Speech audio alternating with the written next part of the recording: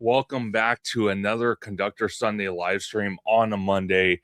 I know yesterday, technically, I shouldn't have done the live stream, but it was Mother's Day. And happy Mother's Day to all the moms out there. If all the moms didn't read my post, but we have a amazing show tonight. A lot of topics to break down and some amazing guests that are going to break all this theme park news down. But I'm going to start one by one. And we're going to bring on first the one, the only Mr. Orange Go 55 with that wild, wicked patent hair I love so much. How you doing, and where can everyone find you on social media? Yeah, thank you for having me. We have a great panel tonight. Everyone's going to have a great time. You can find me right here on YouTube, Orange Grove 55, talking theme park, studio, corporate, all that good stuff. And you can find me on Instagram and X, Orange Grove 55. Let's go. There you go. See, there you go. I'm getting into it. That's awesome. That's there awesome. You go, oh, geez. Okay, I'm going to leave the obvious gentleman last because he has a story behind his little facade there.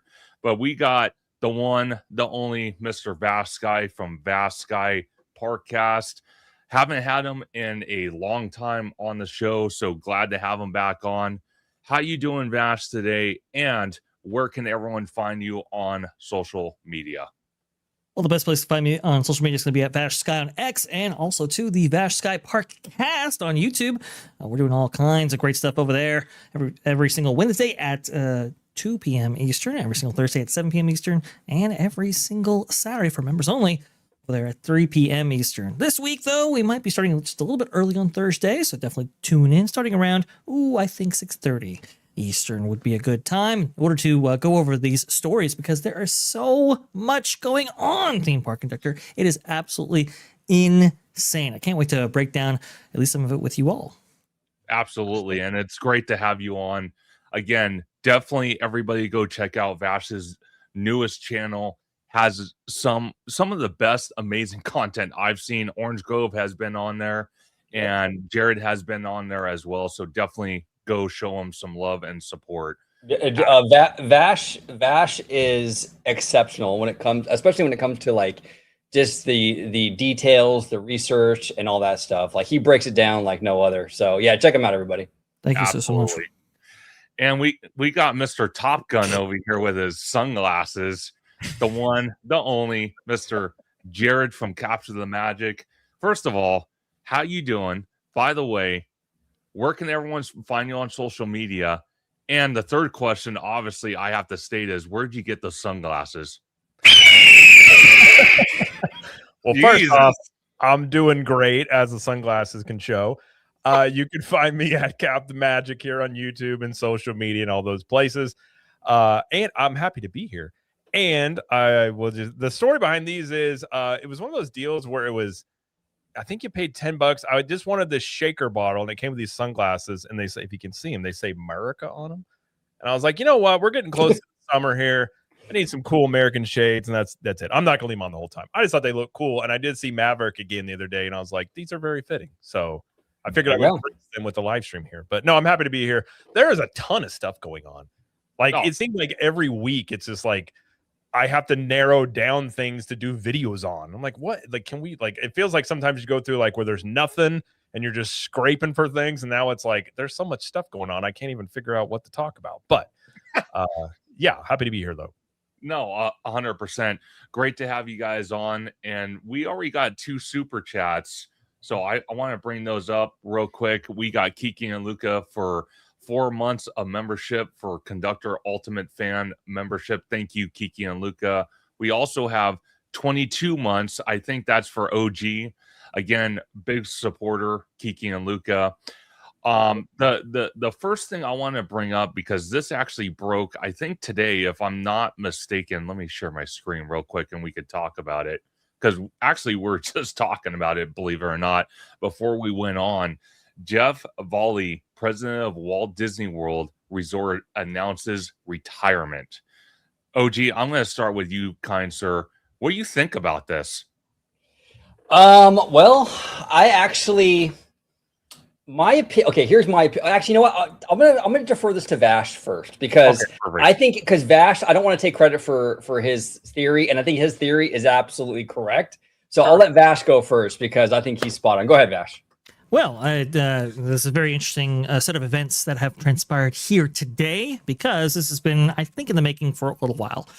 When Josh Giamaro was selected to be the CEO of the Walt Disney Company back in February of this year, that all ushered in the next incoming questions, which was, okay, who is going to take over for the experiences division as a whole as chairman?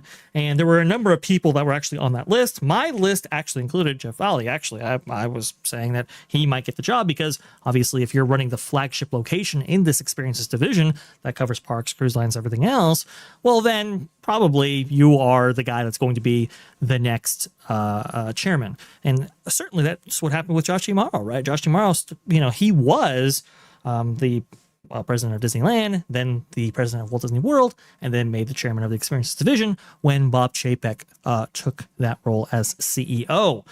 So it was like, okay, well, it looks like it's just going to follow this line.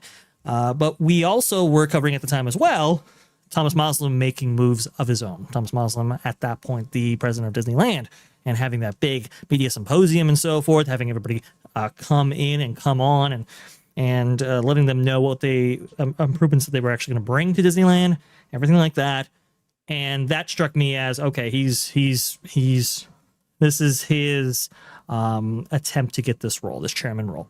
Sure enough, Thomas Moslem did end up getting the role, bypassing Jeff Valley, again, who had a bit more of a prestigious flagship resort underneath him at the time. And so it's, some people were taken surprised by it. Others were not.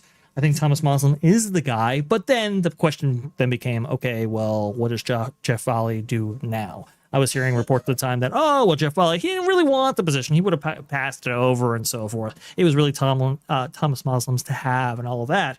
But I'm like, well, if in fact he's being passed over, then that suggests that he doesn't have any upward momentum within the company, right? There is nowhere for him to go at that point, because we can only assume that Josh Giamaro is going to be the CEO for,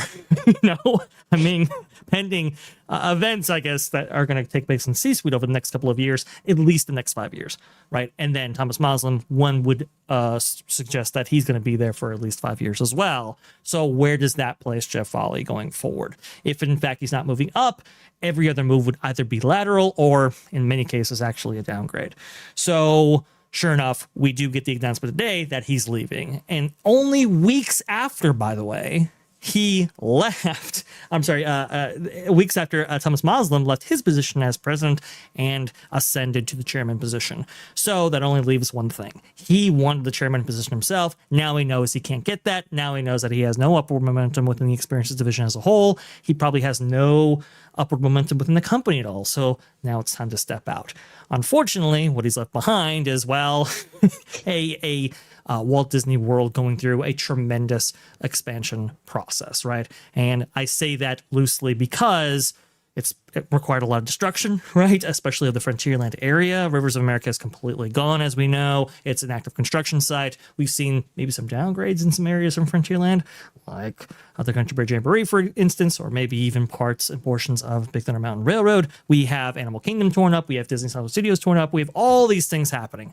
And on the cusp of all of these things being better utilized than they ever have been, according to Jeff Valley, well, he is now out. So I think myself personally, he wanted that job, couldn't get it, didn't get it, now he's gone. And really the big question is, who's going to take his place now? Because that's an open discussion. Yeah, no, 100%, Vash. And that's why you laid that out perfectly. And, Valley has been like you were saying, he wanted to better utilize a lot of things, right? Right. He considered these spaces underutilized. Yeah. And I'm glad that he decided his position was underutilized, and we're going to better utilize his position now. It's hatred of water finally over. I feel like Jeff Valley literally threw a grenade and just I'm out, and just sets out, because everything I had heard, the Rivers of America going away, was a lot of it was because of him. Right. Really wanting more, I guess you could say, ROI from that area of the park. And I didn't talk to somebody that's in a certain department of the company, and did tell me like there were alternative ways brought to them that they could retain the rivers. And basically every time Jeff Valley was like, no, it's like, well, okay. So it is interesting. I completely agree with Vash. I think it was totally why he's stepping down, is because he did not get that chairman position. Well, and so that also presents an interesting question as well, which is why was he passed over, right? Because for all intents and purposes, he really should have been the guy. If you're handling the flagship resort of the entire company as it exists, right? Why wouldn't you be the guy that would be the experiences chairman? Well, and I started looking over his past and looking over the history of what actually happened. And I think it's a couple of reasons. One is Thomas Muslim. Remember, before he was the president of Disneyland Resort, he was also the president of cruise lines for a long time. And you know, getting out of COVID, people felt like, is cruise line even going to be a thing anymore? Is anybody going to take a cruise anymore? But we know that not only did cruise line come back, but for Disney Cruise Line, as part of the Walt Disney Company, it was a thriving sector within the experiences division. And because they're dedicating so many resources on an ongoing basis, they want 13 ships by, I think, 2031?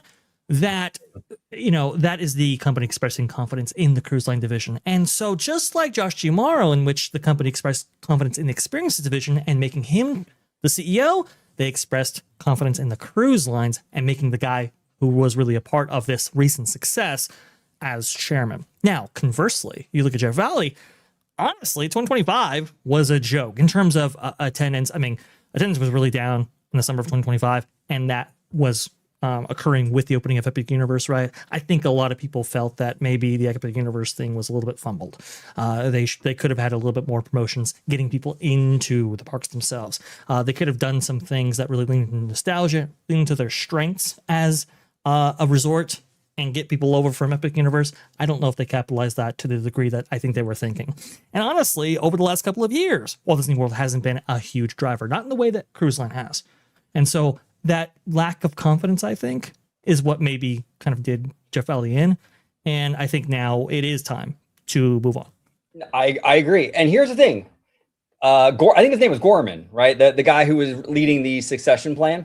James Gorman, yeah. James Gorman. James Gorman, yeah. James Gorman. And one of the big things that James Gorman wanted to do was retain talent. I remember reading that in one of the trades, you know, and so they made sure Dana Walden got her cushy promotion, and they were making sure that the people they wanted were locked in, right? Absolutely. Yep. Valley wasn't, though. He wasn't locked in. Right. And this could have been. Oh, go ahead, Jared. I think this is the only guy we've seen that is not sticking around because they did make that very much a thing that they wanted all these people to stay. I think he's the first one that we've seen that's stepping down. Right. And it could have been really. Honestly, it could have been just, hey, maybe we think Jeff Valley's just not worth retaining, right? Because when they were handing out big contracts to all these people to retain them, as OG beautifully pointed out right there, I think it was the Wall Street Journal that originally had that or something like that. Remember, Dana Walden got a higher base pay than Josh Giamaro did in order to keep her around, along with a lot of the roles and creative roles and so forth, put gaming under her and all that. They did a lot to retain her. They did a lot to retain a lot of executives within C-suite. It could have been that Jeff Valley was just, maybe his contract was up for negotiation. And maybe it was, hey, you know, do we retain this guy? Did he really perform to our expectations? Does he really deserve that big contract? Maybe they didn't want to give it to him. You know, it could have been something like that. Or they just couldn't incentivize him to stay on longer in order to retain his services. Well, Vash, let me ask you something. This is kind of just going out on a whim here. Sure. You know, like you said, you know, handing out all these big contracts to all these executives to stay within the Walt Disney Company. Do you think they did that? One of the reasons is because they have some type of insight that they may jump to the other side of the harbor. And what I mean by that is going to Universal, going to Comcast, and kind of learning what they learned from the Walt Disney Company and then incorporating that in the Universal. Because even I forgot who said it, but Disney themselves even admitted that Epic Universe, when it first opened, actually not damaged, but ate into some of the numbers for the Orlando market. Well, you know, you kind of see that, honestly, with how fast they're moving on all these expansions at Disney World. I mean, Disney World historically hasn't really moved that fast. They're only moving fast because Epic Universe is in their backyard now. Go ahead, Vash. I do apologize. No. You're exactly right there, OG. Because I think that's exactly why they're moving fast now, because they're playing catch up. And honestly, they really did not meaningfully expand in the years directly leading up to Epic Universe's release or opening, right? I mean, there were so many years outside of like Epcot, and even Epcot wasn't that ambitious, right? That was cut back a lot. They weren't really investing heavily into the parks, not to the extent that they are now. So to Theme Park Conductor's point, they could be looking across the way and saying, okay, what are they doing? Are there any executives that we could potentially poach for these different things? Remember, there was a theory out there that we heard. I think OG, I think you were telling me this as well, where maybe Mike Cavanaugh, the current co-CEO of NBC Universal, right, or Comcast, maybe he was elevated in his co-CEO position specifically because the worry was that he was going to be poached by Disney. Because honestly, of all the companies out there that are even run anywhere close to Disney, one could presume that Comcast would fit that bill. And so that's an idea. It's certainly an interesting thing that could have transpired. Maybe they were looking at other, I don't know about Mark Woodbury, but some other Universal destinations, experiences, executives, and saying, okay, maybe they would be up to the task here. And maybe it's like, hey, look, listen, we don't necessarily have to pay you, Jeff, to retain your services, because honestly, you haven't been doing all that well, and maybe there are better people on the board. So I think all these things are possible. Something that struck me about this with Masloom's experience in cruise, I've had this little, wouldn't call it a pet theory. I'm sure other people have talked about it before as well, but I think the way Disney is looking to expand is not in the Orlando market as much. I think they're kind of more or less trying to retain their market share, fend off Universal. I think they see a lot of growth in the cruise line, obviously. And I think that is what they're going to try and leverage much more growth out of the experiences end. Yes. So if you look at that and Masloom has the experience there, it actually makes sense of like what their focus is. I suppose if your focus was the parks, Valley makes sense. If it's the cruise lines, Masloom also probably makes more sense there, and he also has experience with Disneyland, and that probably is what it is. But I think in the future Universal will get in on the cruise game at some point. But that if you look at like you were saying before, how many more ships they're going to build in the coming years, this is where. Tremendous. And if you look at the cost of them, I think it probably is going to end up being what would be 2 or 3 theme parks to build that they're going to invest into the cruise lines. And so it's not just a small little amount of money. It's a really big focus. 100%. So it's a huge big focus for them. It's absolutely why they chose Thomas Masloom. There's no question about it in my mind. Now when looking at all of these things historically, now when looking at all these things, retrospectively, absolutely. There's no question. Just like Josh G. Morrow was selected for the CEO position. That was the company saying, we have a lot of confidence in experiences. This is the way we're going to go as a company. This is why we're choosing this guy. Just like that, Thomas Masloom was selected because they believe cruise line is definitely the thing to go. And honestly, when you look at it, it's like, okay, you spend $1.5 billion on a cruise ship. You run that thing for 25 years. It just keeps making money, keeps making money. Versus you put $1.5 billion in Walt Disney World, you might not see it. Yeah. No, it'll take forever. That's a great point. Jared, I want to ask you a question because you're the only Florida guy with us today. Florida man. You're the only Florida man with us today. So as a Florida man, like, what do you hear? Like, how do you feel? Like, I mean, because I don't know. For me as a Californian, I didn't like Diwali. I thought he was pretty weak and kind of a dork. I don't know. I just never really liked him, to be honest with you. But I mean, how do the Florida fans feel about him? Do you guys like him, or is he kind of Most people aren't really aware of him that much unless you're into theme parks a lot. I've always felt he's very milquetoast. Like, I didn't have much of an opinion about him. I did learn some things from some people inside the company.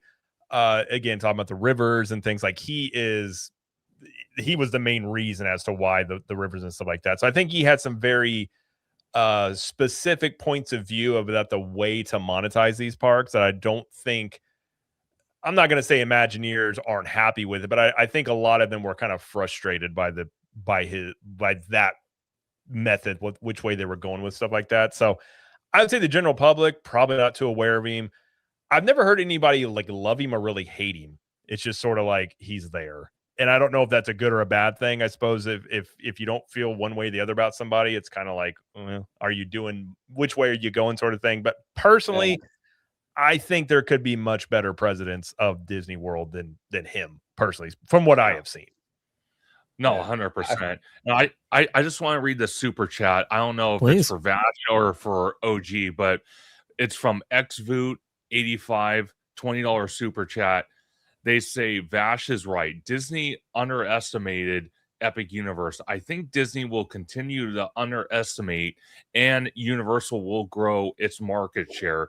Universal passing Disney is 20 years away, but if Disney continues to ignore it, it could happen. Yeah. I think this. Oh, go ahead, please. Well, no, I mean, and that's why, like, that's why they're freaking. They're kind of like kind of freaking out a little bit, where they're really rushing those Florida projects. They do have a sense of urgency we haven't seen in Florida in a really long time, and it is that Universal element, right? And even out here in California, I mean, you know, look, Universal Hollywood is a smaller park. I understand that it's never going to be the 2-park resort or even 3-park resort we have out here in Disneyland, right? But I mean, their after-hours game is way better than Disney's. Way better. I mean, there are elements of that park that is really blowing Disneyland resort stuff out of the water. So Disney should take notice for Universal. You know, like, you know, it's a tough. Here's the thing with Disney: it's really tough to kind of overcome Disney, because Disney isn't just a company; it's so like tied into our culture. Yeah, you know, so that's a huge knot to untie, and Universal's not going to undo that overnight. But they can chip away at it, and it can take, you know, maybe a generation or so. But I mean, it's possible. I mean, there was a time when I was a kid, dude. When I was a kid, the Sears catalog was like the thing. Oh, like, for Christmas, the Sears catalog, Jared knows. Oh, yeah. The Sears catalog, well, as I go through there and I pick all my Nintendo games out, right? I mean, that was dude, that company is gone after 100+ years. So never rest on your laurels. Yes, Disney's a big corporation. Yes, they're successful right now, but that doesn't mean they're always going to be that way. Well, you know? and it was really interesting to hear Disney acknowledge Epic Universe for the first time in this last earnings call. Yep, I was going to mention that too. Yep. Jared. Okay, well, Jared had it right there. But look, a lot of people were like, "Hey, you know, with Josh Giamaro, now they're starting to acknowledge this." But I think the other thing too is that they've been forced to, because you've seen earnings after earnings after earnings for Comcast, their theme park division, going up by double digits, and we haven't really seen that much growth in Disney. Now, we've seen some great revenue gains and some great even OI gains, right? Operating income, but we really haven't seen that much in the way of attendance. And actually, if you look at if you graph it out over next last 6 years or so, or maybe not that long, maybe like 3 years, something like that, we've seen some like 1% declines. 2% declines over the quarters, right? And all of that kind of stacks up. So Disney, you know, to OG's point, right? Disney is not quite growing at the same rate as Universal. And yeah, I mean, I don't think they believe the Disney World Enterprise is a legacy product, right? And in which your growth is just not going to be as exponential as maybe where Universal is, but you certainly don't want to lose as much market share as maybe they are. And so when you look at Jeff Bradley's performance, honestly, why would you keep him? 100%. Well, and I think it does point to, like, on the earnings call, like, I do think there's a shift in the company's demeanor under Damaro, because under Iger, it was like Voldemort. We are not going to say Epic Universe. We're not going to say Universal. And anytime it's asked, we already knew about it. We had a plan in place, like all this stuff. And nobody, I don't really think, believed it. You know, like when Iger said those things, you're just like, okay. But they literally twice in there did admit to the headwinds of Epic. Then you had the whole battle with Florida, which I think the main reason as to why they didn't have anything to really rebuttal against Epic Universe, which I would argue yet again was Bob Iger's doing. I think he initiated that series of events that led to the battle with Florida and them losing the special district that delayed all these things. I don't know if they couldn't do it or they just weren't willing to commit the money while they were fighting with them. But now you're starting to see the ramifications of that, of now you're behind on these projects compared to Epic Universe. And, you know, I said the entire time, Epic Universe wasn't going to be a Disney killer. That just was not going to be the case. But it is going to be something like you were saying, Vash. It's a market share game. You chip away, you try stuff. Universal is going to take more chances on things. Some stuff's going to hit, some stuff's not. Disney, companies get to this stage where they get risk averse. They don't want to have the big fumbles because they're going to have more of a spotlight. So they're going to try and play it safe more, which is always the danger you run into this, because it's like your competitor is being aggressive. They're trying stuff, and then you're not willing to take those risks. That is the situation, I think, like whether or not Universal ever gets, bigger than Disney, they both can succeed and be successful with both of them in the case. But Disney World's it's a city. I mean, to say you're going to be bigger than Disney World is such a feat. And they may never get there, but they don't have to be successful. They're already forcing Disney to make changes the way they do things. And I think you're just leading to a scenario where Universal and Disney are co-leaders in an industry. Once they get to like 35% market share, I think they're well on their way for that. For them to beat Disney would require Disney to not make it. Like, it's one of those games you have to play out where it's like, if they continue how they've been going, but more than likely they would make changes at some point. So I don't know. It could happen, but I think you're already seeing the impact of creative end of Disney, like reacting, looking at what Universal's doing, which they've been doing for some time. And I think this will continue until maybe Imagineering gets rehabbed to the point where they're now taking the chances of doing things. But as it stands now, it's kind of the inverse of that. Well said. Right. Now, Kiki and Luca poses a great question here. And it's very relevant for us here in California, that's for sure. But he says, surprised entertainment outgrossed experiences in Q2 earnings. Do you think gas and inflation is affecting the parks? A tank of gas cost a Disney ticket. I mean, out here in California, I think it would probably impact more than maybe Florida. And the reason being is we have a lot of locals here who just drive from home to the parks and back, right? A lot of freeway, a lot of traffic. That's high gas prices. I mean, Florida is a little bit more, it's more touristy. So it's more flying and things like that. But I don't know. I mean, I think it would impact to some degree. What do you guys think? Eventually, I think both Comcast and Disney were asked this question. They both said that they hadn't seen an impact yet. I think it just depends on how long these gas prices stay up, like how long that whole conflict happens. Like if it gets resolved sometime soon, it probably won't have a lingering impact. But if this goes on until the summer, it is definitely going to have an impact on attendance, undoubtedly. No, 100%. I could see it myself, because I do agree with Kiki and Luca. Being that I live from Disney and Universal at least an hour away, I understand that statement, because it's not just the theme parks that are charging so much. Because I work in the customer service industry at Costco, and I'm even seeing things that have gone up in price. So I can kind of see it, but I can also kind of see how companies are starting to use that as an excuse. Oh, well, gas prices are going up, so we're going to up our prices. And I get it. It's a business. It's not a charity. But on the other hand, you're kind of using a crutch to justify your price increases temporarily. And I don't think that's fair to the consumer. Why should the consumer suffer under that weight when they're already dealing with high gas prices, high grocery prices, and like I said, I know it's not a charity, but in another aspect, stop using things like gas prices and grocery prices as a crutch. I'm sorry. I just see it that way. So gas. Oh, sorry. Go ahead. Well, okay. So I've been kind of sorry. I've been a little silent because I've been trying to get to the bottom of what Kiki and Luca was saying. Yes, entertainment did bring in more revenue than experiences, but when you look at operating income, which is profit, it still doubled. Entertainment, 2.6 billion versus 1.3. So entertainment might bring in more, but because of their unbelievable expenses that they incur, I should say, they simply cannot provide the margins that experiences does. And so that's kind of the difference maker when it comes to all that. Sure.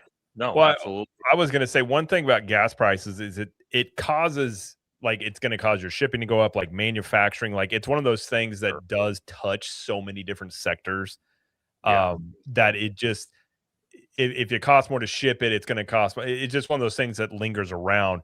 But in the inverse, like if it does, like whenever the whole thing is wrapped up, like you should see those prices come down. And then the question there is, like you were saying, Conductor, has it been actually for that reason, or was it an excuse? Which is always a debate about these businesses. Like in even if I'd look at gas prices and say, like, we don't get any oil from, say, Iran, but yet the prices still go up. It's just a whole gambit and a market that's really complicated.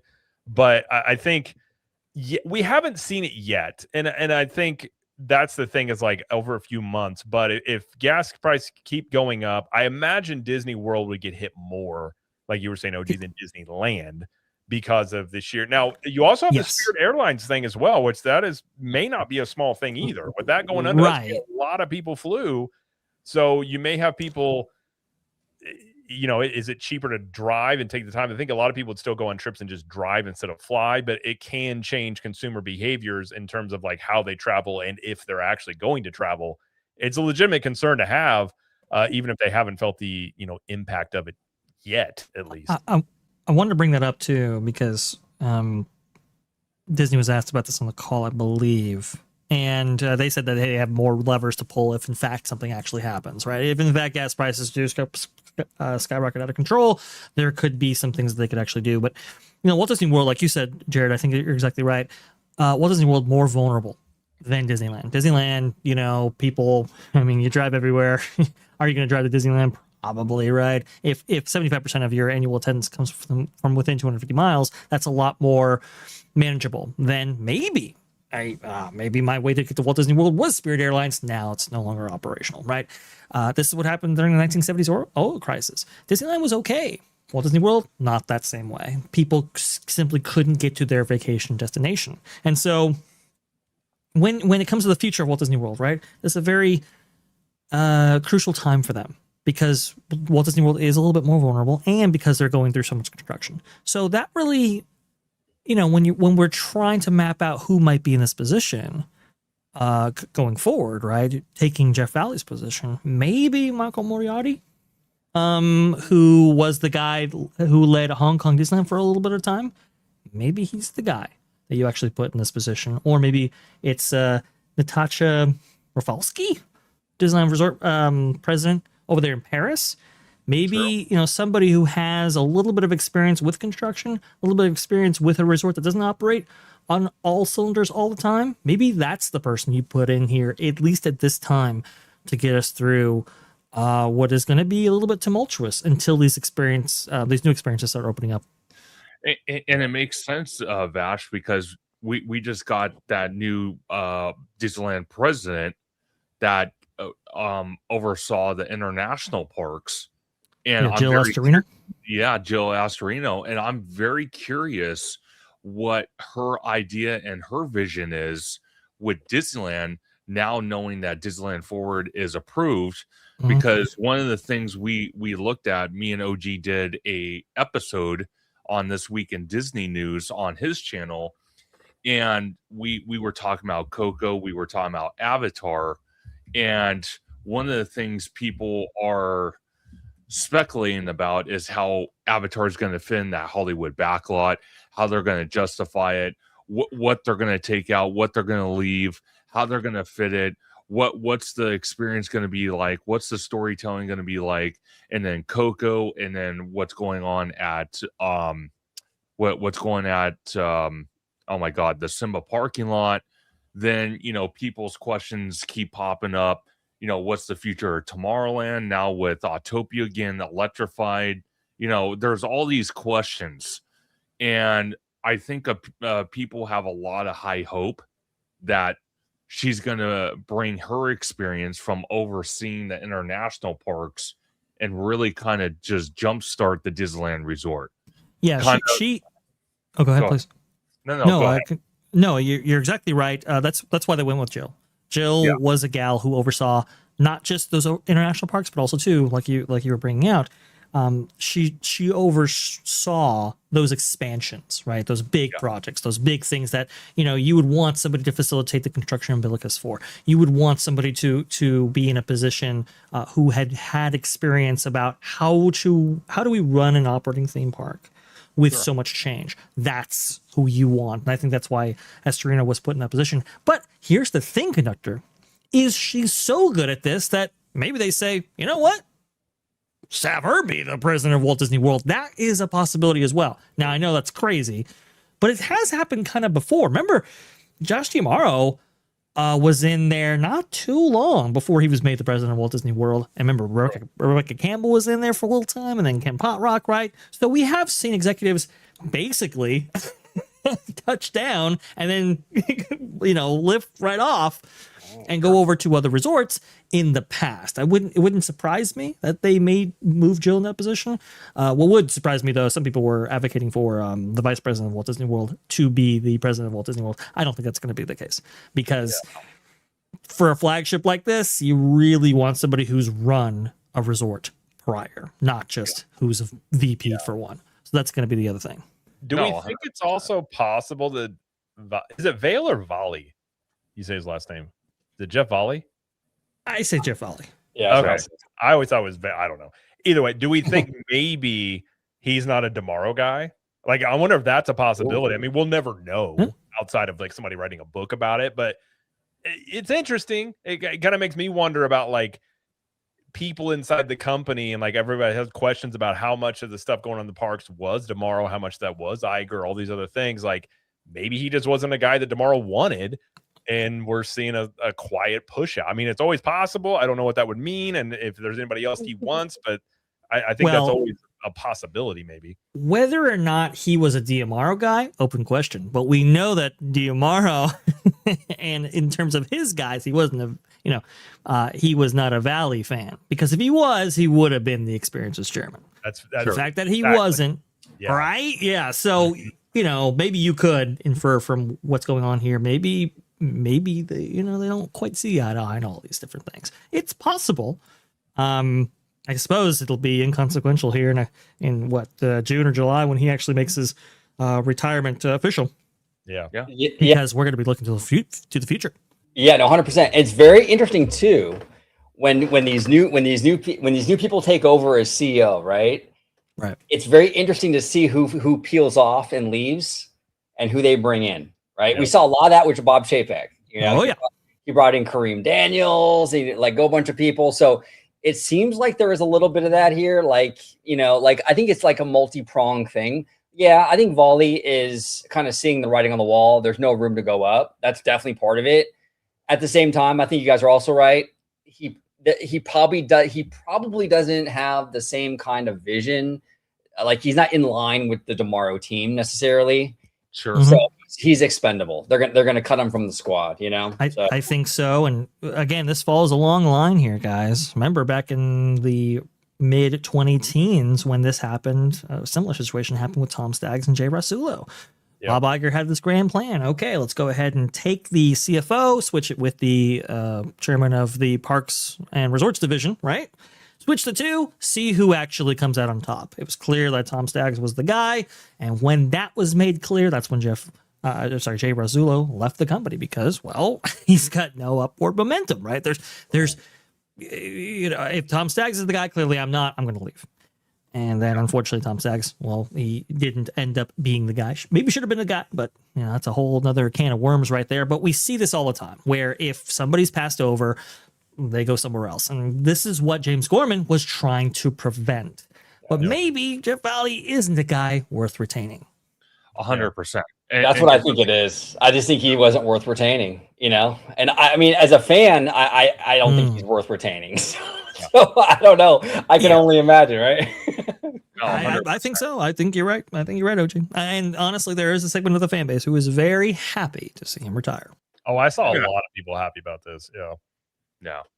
And you're not wrong. So I hope whoever they choose to run the Walt Disney World Resort can handle it. I'm sure they can, because I personally, I don't want to see a Bob Chapek move. where they bring in a new guy or they bring in a guy that's been within the company and just starts destroying stuff and making it worse than when the former president was there. So that's what I don't want to see. I don't think that's going to happen. I think that the Maslam, I always mispronounce his name. I do apologize, but like Maslam wasn't a terrible decision. No. And so I think he's going to pick someone decent. Well, and here's the thing: when it comes to Walt Disney World, how much worse can it get? That's true. I mean, the bar is pretty low. I suppose it always could get worse, but I agree with you, theme park conductor. I'm hoping that it doesn't get worse. I do think the bleeding might stop here because, I mean, just look, the trajectory for Walt Disney World in the last 5-6 years has not been great. And I think the audience has responded to that. Might be why we're moving on. Yep. Well, see, my thing is with Thomas Maslam is, because it's going to be my first time going to D23 Vash. So never been before. I'm going this year. Thank God. Because getting tickets was an absolute disaster. That's a whole nother thing. But I'm very curious what energy Thomas is going to bring to the stage at the Honda Center. Or is Thomas even going to be part of that? Is it going to be Bob Iger and Josh Tomorrow on stage? No. See, I don't know his intentions. You know what I mean? Like, I've never really seen him pump up a crowd. So I'm very curious to see how that's going to play out. Maslam isn't really like, I get what you're saying. He doesn't exactly ooze charisma.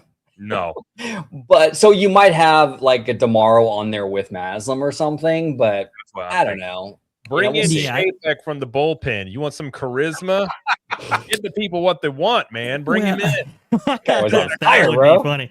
No, I think you would see Josh Tomorrow on there. And the reason why is because, remember, the board put confidence in him because he was an experienced guy, right? I think they would like to see DeMaro up there as that kind of steady hand to ensure that all this stuff goes off swimmingly and that they have all the firepower necessary in order to stave off competition and also to usher us into the future. So I think they want Josh tomorrow. Maybe, the first couple D23 type events right there, he's up there. At a certain point, though, maybe he does, go up there by himself. But I think at first they get him out there with Josh. Now, Bob Iger will be on stage, just not for the Experiences Division panel or whatever. He's going to be up there in order to receive his Disney Legend Award. Hey, don't to hear the golden cardigan will be raised at the rafters of the Honda. Oh my God! The sports reference. I'm telling you, man. I mean, Jared and I, we've been talking about this for a while now. The Bob Iger thing, and I used to be a big Bob Iger guy. I'm sure. But dude, he has completely worn out his welcome. It's enough already. I am so tired of it. To the Bob Iger Haters Club. I've been lonely here for a bit, but it's getting it's been populated more lately. You're gonna look up at those rafters, the championships, like, what's that golden cardigan up there? But like, oh, that's Bob Iger. He's a legend. That's right. He's a legend. Right next to the whoopee wig up there that they're gonna put. Oh, 100%. Let me ask you guys this, and Jared, I'm going to start with you. Like OG mentioned, you're the only Florida guy on the panel tonight. Obviously we're seeing what used to be Star Wars Launch Bay at Hollywood Studios return to what it formerly was. And do you think the land that they're building, do you honestly believe it's a smart move, or do you think it was something they can slap together with some paint and some new signage and maybe a couple other new small things? Since, like Vash mentioned, Walt Disney World is like a construction zone. Every single park has some type of construction in it and walls everywhere. I think it's a little bit of both. I think it's a quick turnaround that they could do because I think they learned their lesson last summer, which was shows and parades were not going to move the needle on attendance. I never thought that was going to be the case. I think they were outsold that maybe they deluded themselves into thinking a bunch of these people were going to come over from Epic and they were just going to come check out the mermaid show, the villain show, the new parade. Didn't really pan out. So you do this quick turnaround. it goes into what this building used to be. So I think it's actually a good move for the park. It's a throwback a little bit to what, some of the animation stuff. They can turn around quick, and it gives them something to actually say it's a new experience to actually go check out. So I think potentially this is a good move. I wouldn't imagine it's that expensive to what they're doing in here, relatively speaking to everything else that they're building. So I think I'm actually pretty bullish on this thing. I'm not as much about how they're not having actual animators do this stuff, how it's going to be like filmed and it's you know what I mean? Like they don't have an actual Disney animator in front of you drawing. I don't like that part of it. But I think as a whole, it'll be something that families can do. It kind of gets back to the roots. I remember as a kid doing this in this area of the park when they used to have the drawing experience. So I don't think it's going to move like tons of attendance, but I think it can be something that you can bolster about amongst other things like soaring across America. Like you throw in a lot of these things, it can lead to people, I think that's the question. Does it get people to visit now, which is going to be your challenge? Because a lot of people are going to look and say, well, even if we want to go, if we're going to spend all this money, let's just wait till these things are done before we spend all that money. But it probably speaks to more APs, Florida residents that kind of make more dedicated trips or something like that is my guess.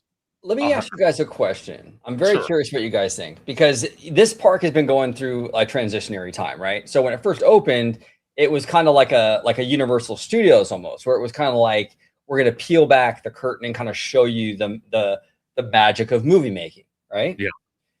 And then they kind of moved into like this thing where it's almost going to be like, hey, you're going to experience the worlds or the environments of your favorite franchises. So you're going to go into Toy Story Land and experience Toy Story. You're going to go into Batuu and experience the Star Wars Galaxy, whatever. You're going to go into now Monstropolis and experience, that world of monsters, right? But then you have other stuff like this mixed in, where this is like old school Universal. I mean, old school Disney. I'm sorry, old school Disney Hollywood Studios, where it's almost like the studio stuff again. Mm-hmm. So do you feel like there's a little bit of a push and pull here with like the direction of the park? Because we're still getting backstagey stuff, but we're also saying, hey, you can actually experience these worlds. I don't like fleshed out. Like, is it a weird kind of contradiction, or are you good with that? I don't think they know what to do with Hollywood Studios. It seems like a park that doesn't really have much of an identity. It kind of seems like if you don't know where to put it, it ends up in Hollywood Studios. I would love to know if they have some sort of plan of what they want it to really be. But if I were to guess, I would say this was low-hanging fruit where they were like, hey, we don't need Launch Bay anymore. Nobody's really going in here. If this now, it could make sense in hindsight that they're just like, we're going to end up putting the OG characters in Galaxy's Edge anyways. So we don't really need this area.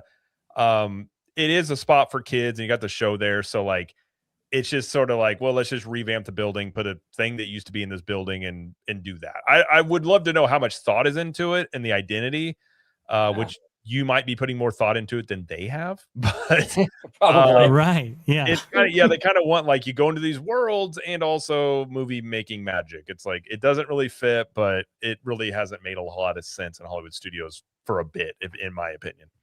100%. And we got another super chat from Cool Guy Green 1, $9.99 super chat. They say, back to after hours events. Have we ever considered that Universal Hollywood invests a lot into their after hours since they make up a big part of their yearly income? They don't have as much to offer as Disneyland.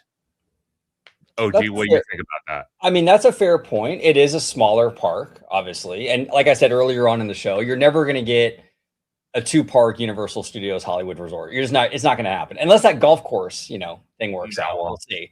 But it's a pipe dream. Exactly. So I think that Universal has been smart in utilizing stuff to maximize, basically making the best use of what they got.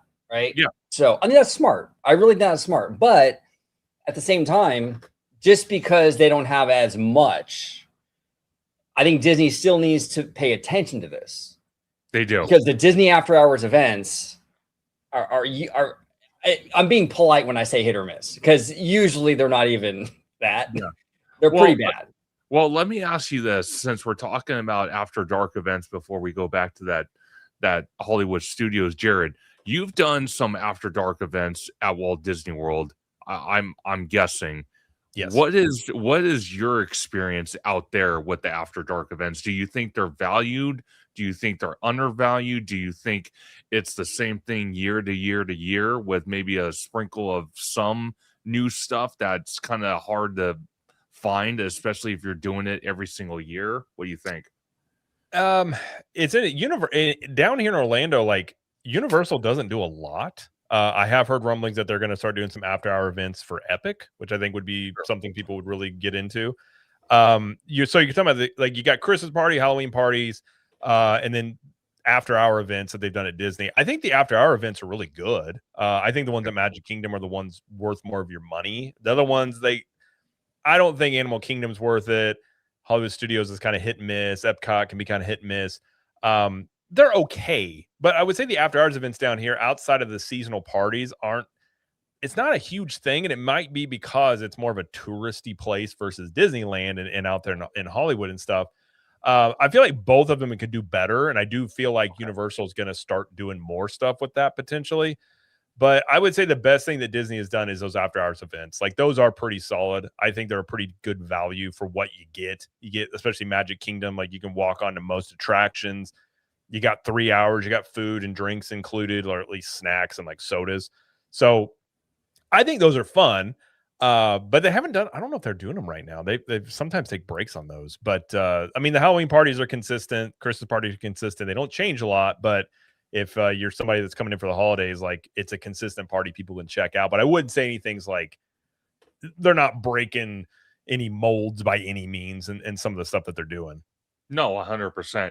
And I kind of agree with OG on this. The Disney After Dark events, I had a buddy that went to Disney Channel night, and I know how OG feels about this because Disney Channel hasn't really been relevant since the early 90s, maybe mid 90s. But I have had multiple people tell me that went to that event, they actually enjoyed it compared to all the other events. Because Oogie Boogie Bash, I'm going to be honest with you, at DCA, which Vash, you've been at DCA, right? Oh yes, I've been to DCA's Oogie Boogie Bash on and off for the last few years. So I've seen it develop, I've seen it evolve, and well, I mean, I've seen the prices go up, but I've not seen much more in the way of added value. Okay, the reason why I bring that up is because I've told OG this. Oh my God, I can't even count on my fingers. That's how many times me and him have talked about it. But I've always said that DCA kind of feels like that adult, park. And I kind of feel like they could go a little more edgier with that park, especially for Oogie Boogie Bash, and they choose not to. And a lot of times it's always the same thing year to year. And on top of that, if they do add something new, it's so minor. And like you said, Vash, they keep increasing the prices with no new experiences. The reason why Universal wins when it comes to After Dark events, whether it's Halloween Horror Nights, Grinchmas,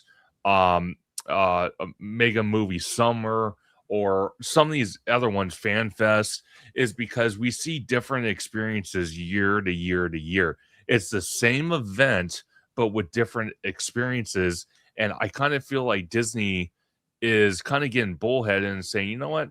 Our events are already out there. People buy the tickets, they sell out. So why change something that's not broken? Yeah. And I also think that at least for like Disneyland's biggest after hours party is certainly Oogie Boogie Bash. And I think company wide, it's just not looked at super fondly. I mean, you remember, guys, that Bob Chapek, his last earnings call he ever gave, when confronted with the numbers surrounding Disney Plus and the multi-billion-dollar losses that they were incurring there at their DTC division. Remember, Chapek tried to, he tried to showcase the fact that Oogie Boogie Bash sold out and they had this great success, and it was like, okay, you're not the guy. And so that was it, right? So I kind of agree with Cool Guy Green. It's after hours parties, after hours events are baked into the culture, into the DNA of Universal. And I think, Jared, we talked about this before, how they're a little bit better predisposed to putting on events and switching things up, because that's kind of what they've been doing with their events all, their entire run, actually. Versus 100%. Disney, when they greenlight something, right, or they send cash towards a sector in which to host a new party or to provide entertainment for a party, they're doing it, 5 years, right? Like we'll earmark enough cash in order to have like a new parade, but it's going to be 5-10 years or whatever. And that works similarly with their after hours parties. Look at Jollywood Nights. That took a while to develop, and they're still using a lot of the same assets that they came up with originally for that after hours event. And they've made some modifications, but not substantial modifications, right? That's just kind of how they operate. That's kind of what they do. And it's, getting more out of them there is a slow process. Whereas that's not the same, those same limitations don't exist at Universal. And that's kind of the big difference maker right there. I do think Universal relies a little bit more on that kind of income than maybe Disney. Sure. At Walt Disney World, that might be a different evaluation, because there's so many of those after hour parties, and they might actually be tying that into attendance as well, which is very, very interesting. There's been some discussion, some conversation about that as well. I think they do. Yeah, I think they do. I think they count people twice, right? And so that also is a thing that kind of gets factored in there. But for Walt Disney World, people keep coming back, so it's kind of like, well, why even do more? Oogie Boogie Bash, it's kind of the same way. People keep buying in, they keep selling out, and so it's like, why? What is the incentive for us to really add value? And that's just the thing. That's the market forces. Go ahead. 100%. And that's the frustrating thing, is that, like, as a fandom, we got to put our foot down every now and then. You know what I'm saying? Like, I get kind of annoyed with that, because it's like, if you stop buying it, they will be forced to make it better. I mean, Universal. I mean, here's the thing, and this is the one thing Disney does that I think is a mistake. Disney leans way too heavily into nostalgia with their after hours events. Yeah. Like Disney Channel, like I said, Disney Channel is not really relevant anymore. You know what I'm saying? 90s night. It's all this nostalgic stuff. Meanwhile, Universal's putting that One Piece and all these big cultural juggernauts in their after hours events. Go ahead. Well, that's the weird thing, OG. I would normally agree with you. And I think overall, yes, they do lean into a little bit of nostalgia, but then sometimes they don't go far enough. Like for Disneyland's 70th night that they just had. That was ripped apart by multiple outlets. I think the Diz had something about it. Like, hey, they didn't go far enough. So I think they're just out of step with their audience just a little bit. Yeah. And their after hours parties, at least at Disneyland, have been really, really mediocre, really, really bad. They're double the price a lot of times than Universal events. And it's just they dropped the ball on those. But it's also not a big emphasis for the company either. No. Because I will tell you, Vash, one of the things I was looking most forward to, and I went with a couple buddies myself, was that Disneyland 70th. I thought, okay, well, they're going to have an after dark event. It's celebrating Disneyland's 70th birthday. It's going to be amazing. I'm telling you, I almost felt like on a search party to find something entertaining about it, because it was way overpriced. Yeah, it had no value to it. And on top of that, I felt like it was just a regular night at Disneyland that I paid way too much for. Would it have killed them to have Captain EO screening in the Magic Eye Theater? Would that have broken the bank? Could you imagine a little Tahitian Terrace type element at Tropical Hideaway? You can move some tables and chairs out of there and do something like that. Could it have killed them to have a band play on Mark Twain as it goes around? Like, there were things you could have done for low cost that would have showcased that night, that anniversary, and really do it upright. They decided to roll out some mothballed ride vehicles from, what is it? The Bugs Land or whatever, and then call it a day. This is ridiculous. Crazy. I mean, it's crazy. It's absolutely insane. That's what they decided to do. Go ahead, Jared. It's the same thing Disney World with the Halloween and Christmas parties. They haven't changed for like a decade.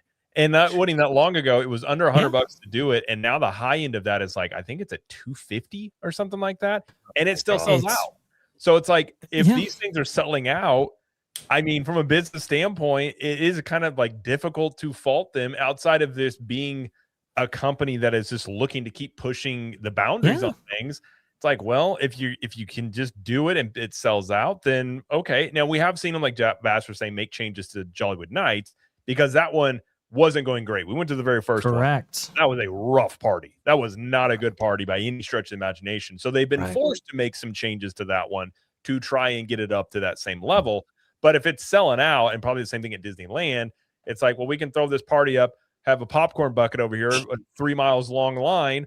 Who cares? And I think, and a lot of it probably in Hollywood is they don't have, or in Disneyland, they don't have like the competition or Universal is not the same as it is in Orlando. So nobody's pushing them. No, and I think it's just complacency. Like if they're not going to spend the extra money, they're going to stop the income. They figure, well, why spend the extra money if we're having the same amount of income no matter what? And I think that's probably right. Well, look at Oogie Boogie Bash. I mean, they cut out the Will the Color Vampires show, or they used to have a show. They used to have a Will the Color show for Oogie Boogie Bash. They cut that out, and nobody cared, and they just kept increasing prices. Most you'll see them do is they'll cut back on the number of nights, maybe add a few little extra entertainment offerings in order to bump up demand for it, but while keeping costs in check by reducing the number of nights. That's the most you'll ever see.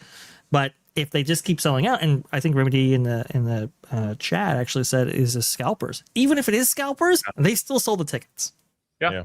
100%. 100%.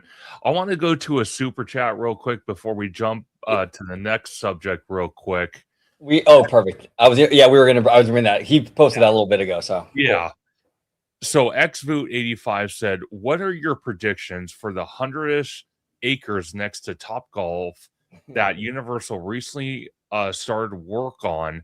City Walk 2.0, hotels, and new park. Jared, this is for you because obviously you know about this. It's not going to be a new park.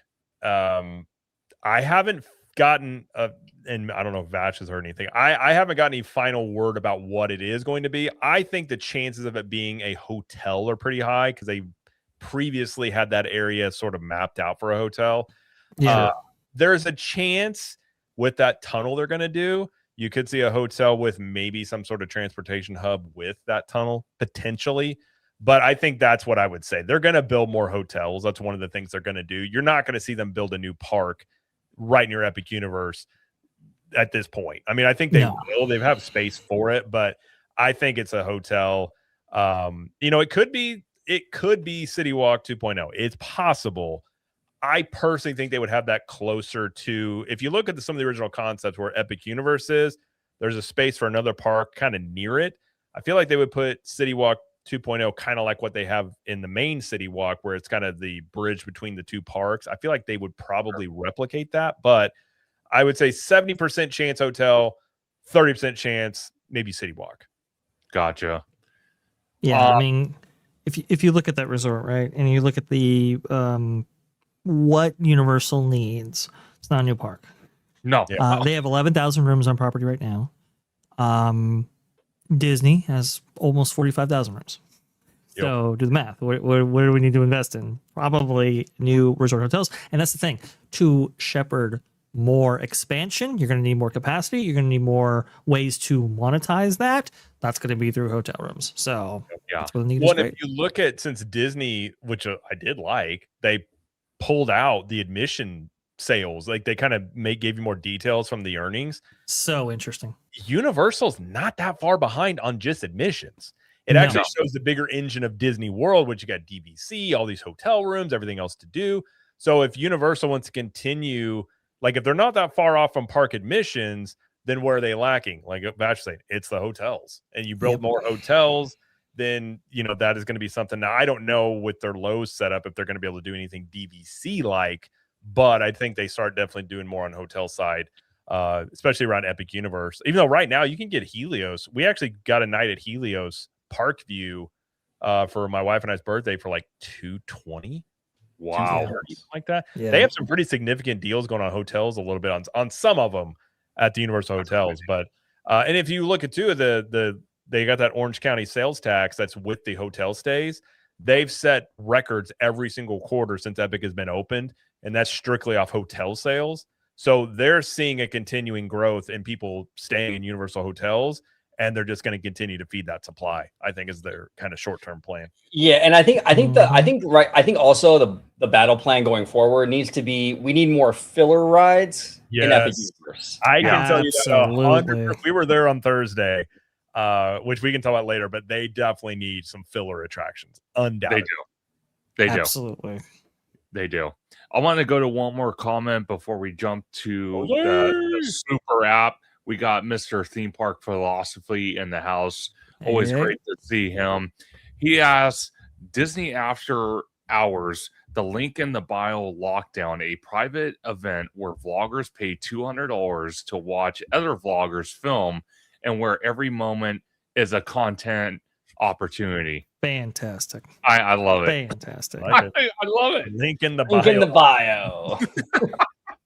I love it. Oh man, I tell you, dude. It's funny. The Disney live streamer, I think in general has a lot of work to do in the PR department. A lot of people don't like the live streamer stuff. And that doesn't say, I'm not saying that they're all bad, because I have a lot of friends who do a lot of great work. Theme Park Casual, Very Place. There's a lot of good people that do it. Unfortunately, there's also a lot of bad apples that kind of put a sour taste in people's mouth. I mean, they were, it's interesting. And you have to look at the audience and all of that, but that Park Place, when they started covering the potential streaming changes that might occur at the parks division, I think they got like 45,000 views on that video, and they had well over 1,000 comments. If you looked at each one of them, I would say probably 70%, if not more, were negative comments for the streamers.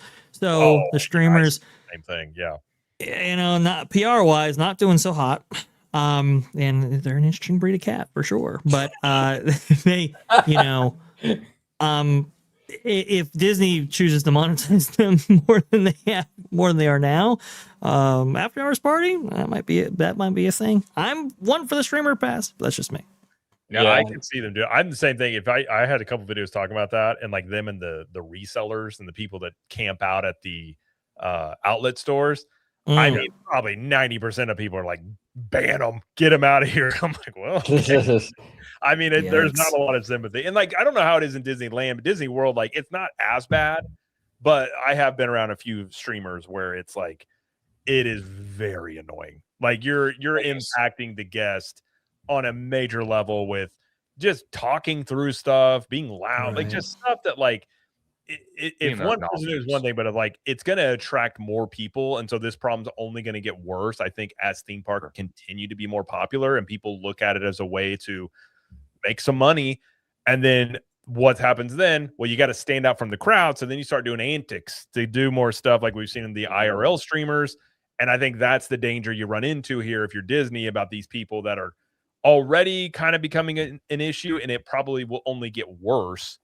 And so it's better than nip it in the bud now, especially after that whole, swatting in Disneyland. I mean, that was something like, we talked about it in depth. Like, that's a close call they had, but that could have been a wake up call for them to be like, okay, we need to do something here about this. Absolutely. And I kind of found out a little back history about that streamer, Jared. He has history of getting swatted. So he knew full intentions of going into Disneyland with his girlfriend, that was a great possibility because he has history behind it. Gotcha. Yeah. See, and I think Disney could use that whole situation, the swatting incident, as a catalyst to really, really crack down on streamers. And I wouldn't be surprised. We said at the time, this might very well be a catalyst for more changes to come, and that's why we cover them so extensively, both on Jared's Capture the Magic and on Vash Sky Parkcast, because it was a big incident. It was a big deal to have that much police response there, to have disrupted Disneyland operations to the point that they did, for it to have been handled the way it was. All those things. I mean, it made national news. So it's a big deal. I think they're absolutely looking at it. We'll see what actually happens. They haven't implemented anything just yet. But I think they're really looking at that and going, okay, if if we have more incidents like this, if this gets worse, if this gets more high profile, what are we going to do? Yeah. No, Well, 100%. Well, another interesting whole thing that kind of ties into the influencer thing is the Disney adults in general. It's a lot of people don't like Disney adults, right? For better or worse, you know, whatever that is, the Disney adult has a reputation outside of the bubble, the Disney nerd bubble, right? Sure. Is part of that because of a lot of this influencer behavior, because a lot of people from the outside looking in, their window into the Disney fandom is through those TikTok Disney people and the streamers and all that. So are they even like sort of influencing the culture to sort of have a distaste for the Disney fan, right? So that's a whole other can of worms, you know, but like, it's kind of interesting how the whole thing is kind of tied together. No, 100%. I want to ask you guys this, because this was part of the earnings call. You know, DeMauro talked about he wants to make a super app to have all the Disney apps all in one. And me and OG have talked about it. Vash, I'm sure you've talked about it. Jared, you've talked about it. We've all talked about it. And I could tell you right now, this would be an absolute catastrophic mistake. Because the reason why I say that is there's been so many times I've been at Disneyland or, you know, even at Walt Disney World when I was out there, the app was not cooperating the way it should. And I think if you try to throw all these apps in the one place, it's going to cause so much issues between Disney Plus subscribers, people that are trying to do virtual queues, people that are trying to do lightning lanes, people that are trying to order food, get merch. I don't think this is a good idea by any means necessary. Vash, I'm going to start with you. What do you think about this? Do you think it's a smart move, or do you think it's a very bad move? I mean, look, this is hilarious. When I, you know, when you started this out, Theme Park Conductor, talking about the app and your experiences with it, I would have been shocked to hear you say it worked great. It was awesome. It worked exactly as intended. It was fantastic. No issues whatsoever. Spent 16 hours at Disneyland, and it all worked out just fine. Because we know the reality of their IT situation. It is amongst the worst. Not even in, I mean, entertainment. I should say theme park proprietaries. They're one of the worst, but even in entertainment, they're one of the worst, right? It is a terrible experience. So the idea that we want to combine all of this stuff into a super app does not make any sense to me, because these disparate teams exist for a reason. You really do have to have very good communication between the software developers of your app and what the parks actually need, the services that require, how you facilitate certain things. And there are things that, you know, are for particular resorts. Remember, Paris's Lightning Lane service is completely different than domestic Lightning Lane services, for example. You know, the premium Lightning Lane services are different between each parks, as we well know. The ability to link up your tickets, right, at Walt Disney World with your Google Wallet, very different from how Disneyland works, and vice versa. So there are these particular needs that these parks must have in order to facilitate their guests and the experiences that they offer to them.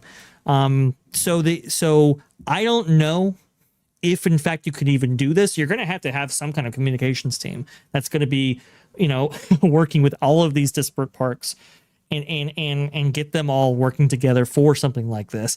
And you're going to have an app robust enough to provide all of these services, perhaps maybe at one time. So what does that look? What does that look like when it comes to server space, server capacities, and so forth? Like, you know, do you have these, you know, servers keel over when, I don't know, Oogie Boogie Bash drops or something like that? I don't know. But you have to really kind of work this out. I don't have the confidence in them that they will. And even when you look at the apps as they are provided to, you know, for guests right now, what is it? Disneyland's is like 300 megabytes, right? Walt Disney World, something around the same. Paris is something around the same. I think Disney Plus is only like 60 megabytes. You're going to have to combine all these services together. It's going to be like what, a 2 gig app on phones, in which we have a hardware shortage right now, the likes of which we've never seen in the IT world ever. Yeah. I would not be making this move, but this is part of this one Disney philosophy that Josh Tomorrow has, not just for the experiences division, but for the entire company. Yeah, no, 100%. Jared, what do you think about it? I agree with Vash. We talked about this on Vash's live stream last week. I understand why they want to do it. I get it. Like, you can tie in, like, hey, if you're in the app and there's a Disney Plus discount in the park, sign up for Disney Plus, you get more subscribers. I understand why you would want to do it in theory. The execution, that you're completely right. All the parks operate very differently. I'm wondering if somebody is telling them they can use AI to make this way. Because I think one of the things I will say about AI stuff is you hear all these predictions about AI is going to take over X, Y, and Z, and it's going to have impacts. But you got to remember, a lot of these predictions are coming from the AI companies themselves, justifying these massive evaluations. So, of course, you're going to come out and say, yeah, we're going to take over X, Y, and Z sector because that's what they want their value to be up. So, if they're talking with some of these, like, we don't know if it's OpenAI or maybe Claude or whatever, they're on the market in terms of an AI partnership now after they exited out the one with OpenAI. But if they're telling them, oh, we can combine all these together because we have the coding aspect, you don't have to pay as much labor, all these things, that is where this could really go wrong, because the coding from AI is not the best. I mean, it'll probably improve, but I think potentially this is a massive, massive mistake that you would have to detangle after the fact. And I completely agree. I don't know how many times I've used the app where I've been like, that was a flawless experience. I can't wait to interact with Disney's IT even more. It typically does not go that way. And I've been in Disney World where half the park shuts down. Something happens and you can't even access stuff. And when it goes down, you can't buy food. You can't use lightning lanes. Like, it shuts everything down. So what happens if the whole thing goes down? Well, I'm gonna tell you this. It's funny because when I went out to Walt Disney World, one of the things that I had issues with, come to find out, my Magic Band, it killed over. It wasn't working anymore. So they gave me a new Magic Band of my choosing, and even to link that up to the Walt Disney World app so I can link my ticket was an absolute disaster. It took me at least 45 minutes to get that thing to work. And I was in perfect cell service, according to Verizon, in the middle of Epcot, and I still couldn't get it to work. So this is bad. I'm very curious what they even mean by super app, though, right? Like, is it going to be one app that's like a hub, but like when you click on, let's say, your Disney, like the Disneyland tab, it takes you off app into something else? Or is everything going to be in this app? I don't know how that's going to work. Let me get the Bloomberg article. I mean, I feel like, I agree, though, that's like a potential that you could have. Some apps do that where you download extra stuff into it, I suppose. And it could be a shell, like why Vash looks that up. Like, it could be a shell that essentially is other apps working within it. It's just wrapped as one app. But yeah, it's like, if those things, like Disneyland and Disney World's needs are so different, if you don't have those specific teams working on it, like, I guess it would just be the troubleshooting aspect of, like, what does that look like? Not if, but when there's an issue. And I think that's the thing I would want to be very curious about. No, I'm. Go ahead, please. No. I was just gonna say it's an absolute nightmare. You know, trying, like you said, Vash, you have each different park that's part of the Disney company with their own separate app, different lighting, different ways to how to order food, if you want to do a virtual queue for merch or virtual queue for experience. It's, oh my God, I'm getting a headache talking about it because it sounds so confusing. So, just spaghetti bowl of a mess. That's what it sounds like to me. So here's how I very much agree with you, theme park conductor. Trust me, I mean, your head starts swimming with how many different things that you had to service when it comes to these very distinct locations like Disneyland and Walt Disney World. They just simply don't operate the same, and they don't offer the same services. And even, I mean, Thomas Muslim knows this very intimately, right? He talked about how magic bands might be retired at Disneyland because, well, 7% of guests use them versus 55% of guests use them at Walt Disney World. We know why that is, because Disneyland may have 3,000 rooms or just under that.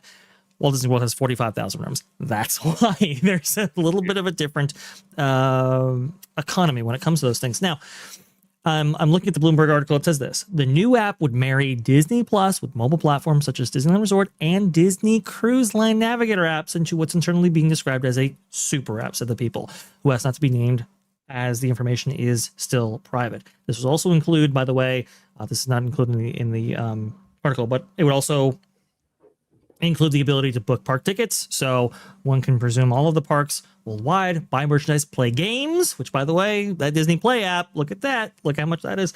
And then watch movies. So that would also be the Disney Plus side of this infrastructure right here, which, by the way, Josh Morrow did say that Disney Plus, he wants that to be the anchor for their entire digital experiences going forward. So not unlike the meta concept that JPEG had, which is very, very interesting if you look at that history right there. Or the side of the metaverse. Anyway, they want to combine all of this stuff. And yes, Remy D is exactly right. So it wouldn't be just a straight combination of all those different apps. Maybe it would be, maybe it wouldn't. But ideally, you would like a new app that incorporates all these things. And so they have maybe shared libraries and so forth to get the size of the app down and the efficiencies of the app up and the performance of it up. This is all a big if because it's Disney RT, okay? Yeah. Somebody brought up, I think it was Kiki and Luca, actually, who had a super chat talking about Star Wars Celebration selling out, right? Yeah. That experience was horrible. Okay? Yeah. This is what happens with all of this stuff. It's like clockwork. You can set your watch to it. It is so consistent. Oh, yeah.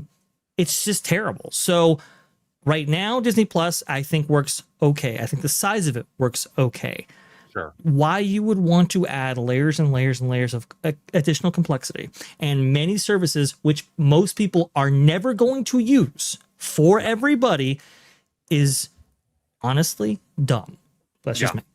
Well, the only way to me you could get it to work, you would if you redid the apps from the ground up. I mean, I think throwing these things together, I've got the feeling, and I think I used the example of the Vash stream. It's like I worked inside a company one time where their little internal system was like from the 80s. And you're like, what in the world? They just didn't want to take the time to rewrite all this. So to rewrite all this code to make it stable, I mean, I think they would have to go in and just redo everything. And that's a mountain to climb. Look at what Microsoft is dealing with right now with its AI code and all of the issues that they're having and all the people leaving Windows because, well, you know what? It's filled with AI garbage. And it's also, using dependencies that have been around, maybe in this case, Jared, since the 80s, right? Yep. Don't talk to Claude. Talk to Microsoft. Okay, Disney, let's just, redirect to the people actually using these platforms. Well, it was kind of interesting today, actually. I called my cell phone carrier, right? And I'm talking to what I thought was like an older lady. And I'm talking to her like a normal person. I'm like, well, I appreciate your time. What was your name? I usually ask what their name is and all that stuff. Sure. And she responds with, I'm an AI. Oh my god! Whatever, and I'm like, what? I've been talking to an AI this whole time. That's weird. Oh yeah, they even put in, if you use it. I dabble with this stuff to help some business out. They literally have it now where it'll have even pauses and like ums and like taking breaths. Like it sounds like you're talking to a person. Like it's crazy what it can do. That's what she sounded like. She sounded like a person, like completely. Like I fell for it. Yep. Wow. It was wild. It was absolutely wild. I'm telling you, welcome to the new world. As get those digits, and we try to take this off. I'm telling you, man, it was like, oh my gosh. One of the things I want to bring up, there's two things from BioReconstruct, and Jared, you can kind of guide us through this. On the screen here, we have the new Encanto area for Tropical Americas. If you can walk us through what BioReconstruct is showing us, on the progress, because it's supposedly supposed to open next summer, if that's still the case. but I'm going to play it with no audio, and you can walk us through it. Yeah, I mean, you're looking to hear the main Encanto show building here of the House Madrigal, or what do you want to call it?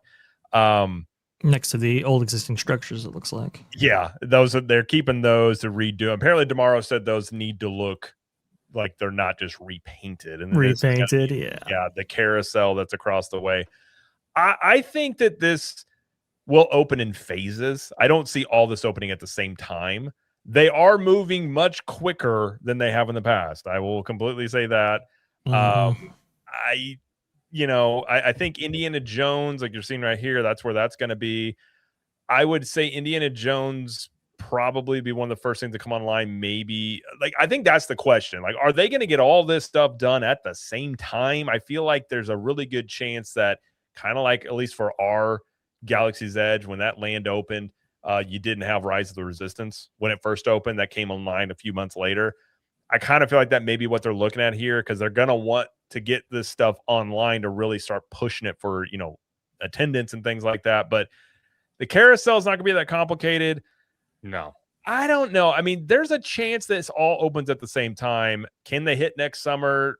I mean, the pace they're going, look at the Epic construction. A lot of times, like, this stuff looks dumb, and then there's a lot of the infrastructure stuff, the walkways, all these little details. Those are the things that a lot of times will start really holding you back in terms of if it's being ready. I mean, if it opens next year, I'm going to say late next year, in my opinion, when it would open. Yeah, Wizards said fall late. Like, I think it's possible. It could be in sections, but they are moving quicker than I've seen them move before. So I think we may be in some uncharted territory for Disney and their speed of construction. Well, they do have incentive, though, to open the attractions in phases, and I'll tell you why. Because if you can space this stuff out, you maintain growth. And so what I mean by that, if you blow your whole wad at once, that's a one-time growth surge, right? Yeah. But if you open Indy first and let that kind of like fizzle out after 6 months, and then when that starts to fizzle out, you can open up the Encanto thing, and then you got another bump. You know what I'm saying? Yep. They might do something like that. Well, and this is, Disney doing this wouldn't be unprecedented. Like you saw, actually back in the 90s, right? There were conversations that Jack Lindquist, the design president at the time, held back the opening of Roger Rabbit's Cartoon Spin from the rest of Toontown, right? In order to get that kind of year-on-year openings. So 1992 had the opening of Fantasmic, 1993 would have the opening of Toontown, 1994 was open, and 1995 was Indiana Jones. So why not just have Roger Rabbit open in 1994? Now you have a new ride. Now, you have all that growth right there. Similarly, I think OG is exactly correct. Animal Kingdom comes online first, maybe then followed by Disney Hollywood Studios, and then after that, followed by Magic Kingdom. That could be the cadence that we're actually seeing. So there is a lot on them to get this open. And Animal Kingdom, I think, of all of those parks, probably needs it the most when you look at when you look at new attractions and what should be facilitated. And to be honest, it might be pretty straightforward. I mean, okay, Encanto is going to be a brand new attraction built from the ground up, no question about that. But a lot of the groundwork for prepping this area had been done years prior, so pretty straightforward on that level. Dinosaur, you're just retheming, right? In order to get that up and online. And like I said, Jared said, the carousel flat ride, off the shelf in a lot of ways. So yes, they're working at a tremendous pace, and it's good to see that they are doing it. But OG is exactly right. They might be looking at the cadence and going, okay, we want year over year attractions to get people in. Well, another thing that's kind of interesting about all this stuff too is we're seeing an Indiana Jones ride, right, being constructed basically, or whatever, built, whatever, without Tony Baxter, right? Because ours was built with Tony, and we're also seeing a Pandora in DCA without Joe Rohde, which is kind of interesting, right? I'm kind of curious how these two projects turn out without their main creatives. I mean, these are the grandfathers of these projects, Very different than when those grandfathers were there. 100%. I think that's going to happen. On the cadence of attractions, I mean, something Universal has stated they want a new attraction open every single year for like a decade. They have said that before. I've never heard Disney say that much, but it does actually make a lot of sense if that's something that you look at doing, and every single year you have something coming online. That definitely could be something they point to. I mean, I don't know where I'd put the chances. I think there's a chance it opens all at the same time, but I think there's a pretty decent, at least 50-50 shot. You do see probably Indiana Jones open first. Then I would guess then the rest of like the Tropical America stuff opens maybe the next year or something like that. I think that may be the cadence you see there. But that park definitely needs it. It is going to struggle until that stuff is built for sure. Yeah, now I'm a vibes guy, so like I can walk and eat and just hang out and be fine. So Animal Kingdom is like beautiful to me. I love it. I can do that thing all day long. But I understand. I'm not like naive to the fact that most people that go to these places want to ride stuff. Sure. So I get it. Like I totally get it. Like as a park with like that, you know, for like the normies or the general public, yeah, Animal Kingdom doesn't have a lot of it. Especially for kids. There is not a lot of stuff, and I can speak to that with firsthand and for like, you know, experience myself. There's not a lot of stuff currently for kids. Right. And that's where Encanto and the Carousel come in. Yep, 100%. And I would say, OG, do you think it fits the vibes to get out during a safari to relieve yourself? Is that a vibe? Yeah. That's a vibes thing, bro. Yeah, I mean that's yeah, dude, you're vibing. You gotta go. You're enjoying the nature, you know. He probably got a nice little rash right here, you know. I mean, he's really into it. That was ridiculous. I was imagining the Jurassic Park scene where you see the ruffling of the shrubs and all of a sudden disappears in there. So like, oh no, clever girl. God, that's crazy. So Jared, I'm gonna have you take it away again. This is again from Bio Reconstruct, but now we're jumping across to another park, Hollywood Studios, with Monsters Inc. So if you can walk us through what we're looking at here. Yeah, we got the parking lot coaster being built. It's really weird. They're building that in the middle of the parking lot, then they're going to combine it together. But that is the Doors coaster that is going in right there. Right. We can actually start to see some footers and some supports for the coaster itself, which is really cool. Yeah. Let me ask you a question, Jared. Yep. That parking lot, did they build another parking lot to offset the loss of those spots or not yet? They have not yet. I think this was mostly cast member parking. This is the area where I've never parked this far over. So if you go over there, like if you drive near it, it looks weird because you literally just have this construction going on in the middle of the parking lot. But I do believe it was mostly cast member parking stuff here. But yeah, I mean, you got your footers going up, like all the foundations are there. I think this coaster, if they pull it off and it's executed well, will be a very in-demand ride. Obviously, here you're looking at the former Muppet Courtyard area where Harry Susan or whatever the sushi place from Monsters Inc. is going to go into one of these buildings. And it's just, that they're going to do something with that theater there. But the main attraction is going to be that Doors coaster. I am curious how, like, the rest of that parking lot, I do believe, or at least most of it, I think is staying after this is built. I'm really curious how they're going to partition that off to where it's not like you're just in the middle, like this ride is literally in the middle of a parking lot when you're in here, but I'm sure they're going to have the walls up where you can't see it. But I mean, this progress isn't as quick as, I mean, definitely looking at these, Animal Kingdom is moving much quicker.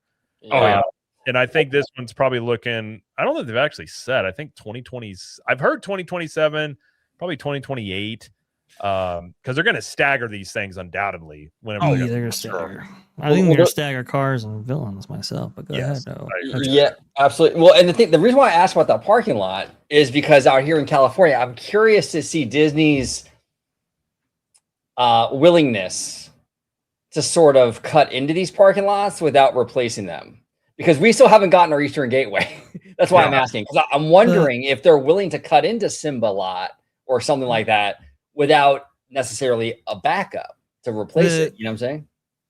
Yes, that's true. I think if you look at Disneyland Forward plans for those spots, they include structures there.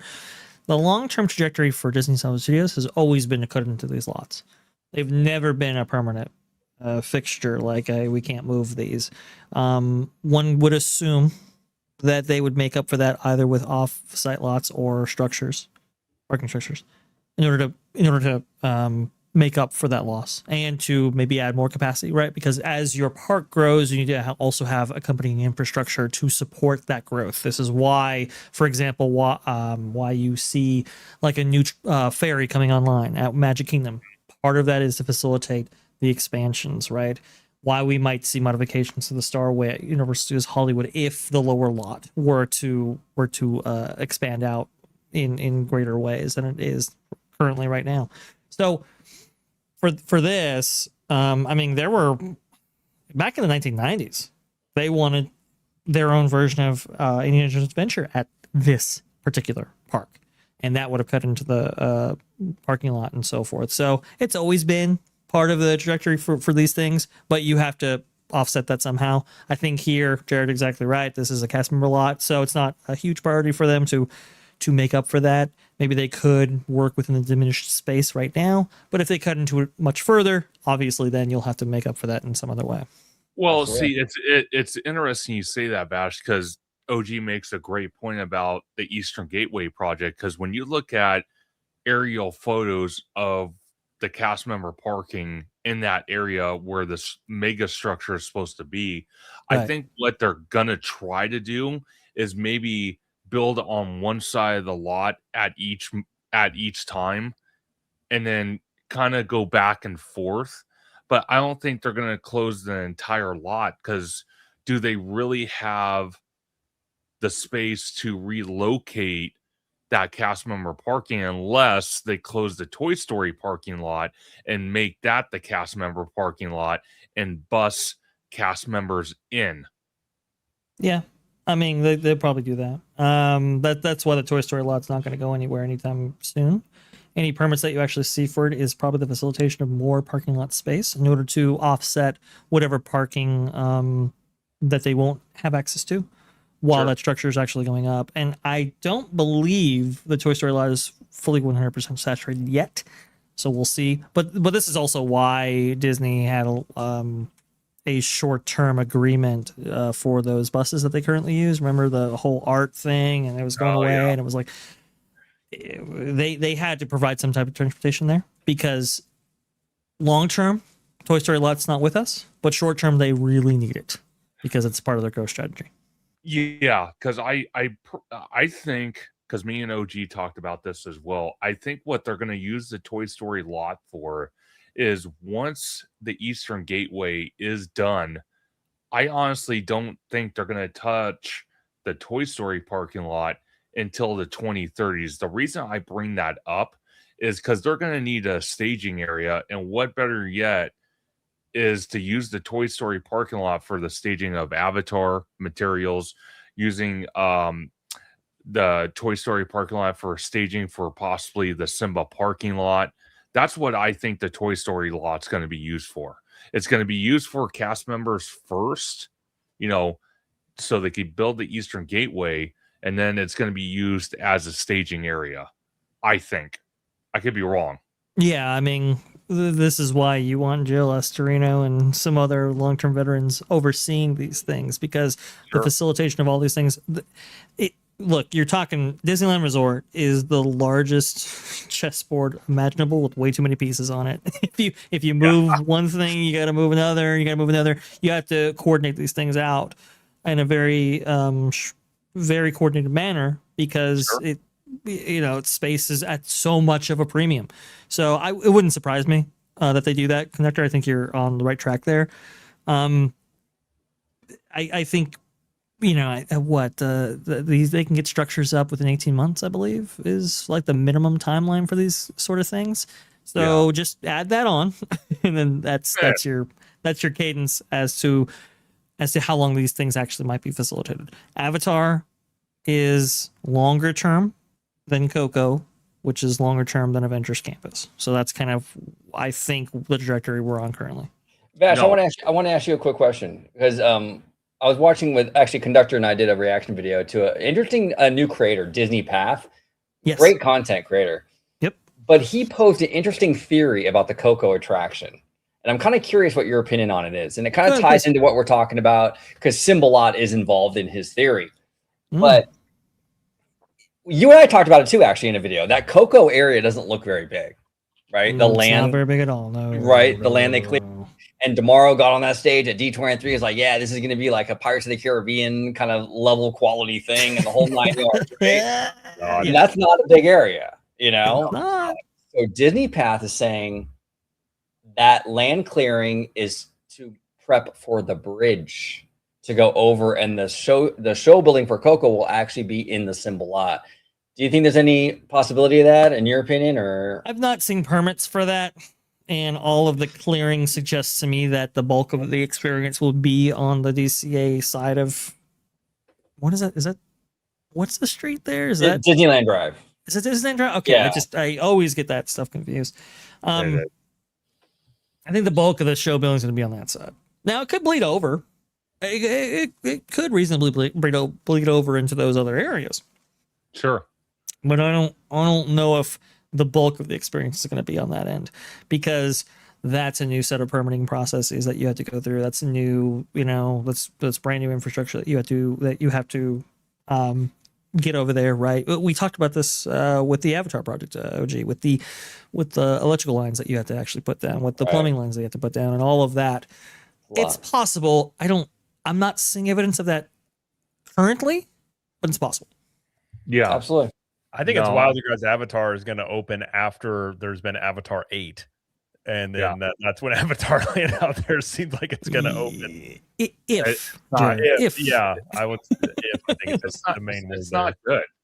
Like, okay, so this is the. That's a bad picture. Hold on, let me see if I can find another one. Well, it's just interesting to me, Vash, that, and obviously I can't find a picture. That's all right. It's interesting because when you look at the aerial photo, it shows that it shows the Mexican village and whatnot that you walk into before you're supposed to enter Coco, but then on the backside it shows, it shows the bridge going across Disneyland Drive.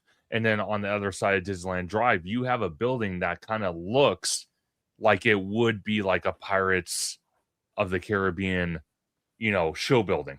That's why that got brought up. Yeah. Well, now Ben's comments interesting. I guess Fresh Baked did a video. He said, I think today, that the lot size that they've cleared for Coco is currently 1.4 acres, where Pirates show building is just over 1 acre. That's interesting. I mean, hey, looks can be deceiving. I mean, it doesn't look that big, and it's kind of a weird shape, but I mean, it's possible, I guess. It's possible, but there's a couple of problems with that. For one, Disney doesn't make stuff like they did back in the 1960s. You really got to put yourself in a comparable mental framework when it comes to space and relation. That's why I don't quite use. I try not to use comparisons between old construction and new, because it's just they're built so differently now. A lot of the stuff is built a lot more spread out than it was before.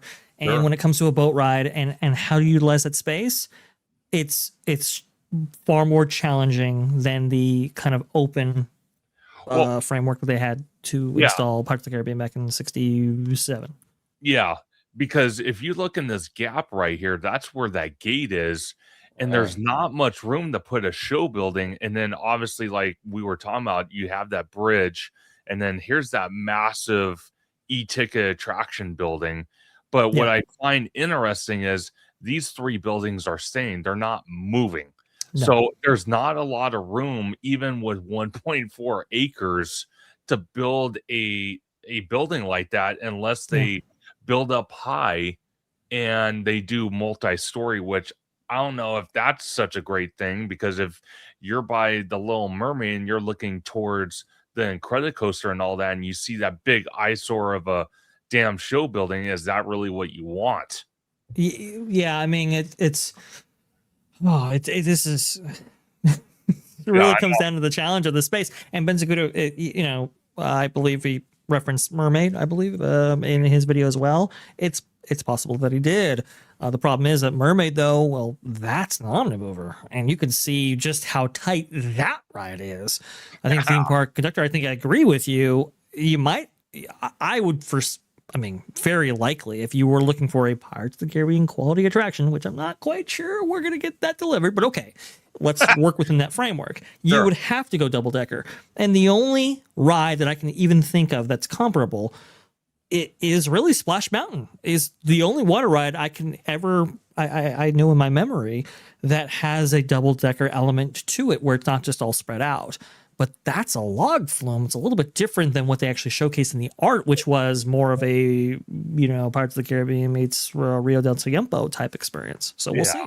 Yeah. Well, see, if they do build a multi-story building, I told this to OG Vash, one of the things I would like to see if they do want to do that is that they incorporate a restaurant like they do in the Mexico pavilion at Epcot with the 3 Caballeros, where you have the restaurant kind of inside the attraction, kind of like what we see with the Blue Bayou and Pirates, if you do it that way.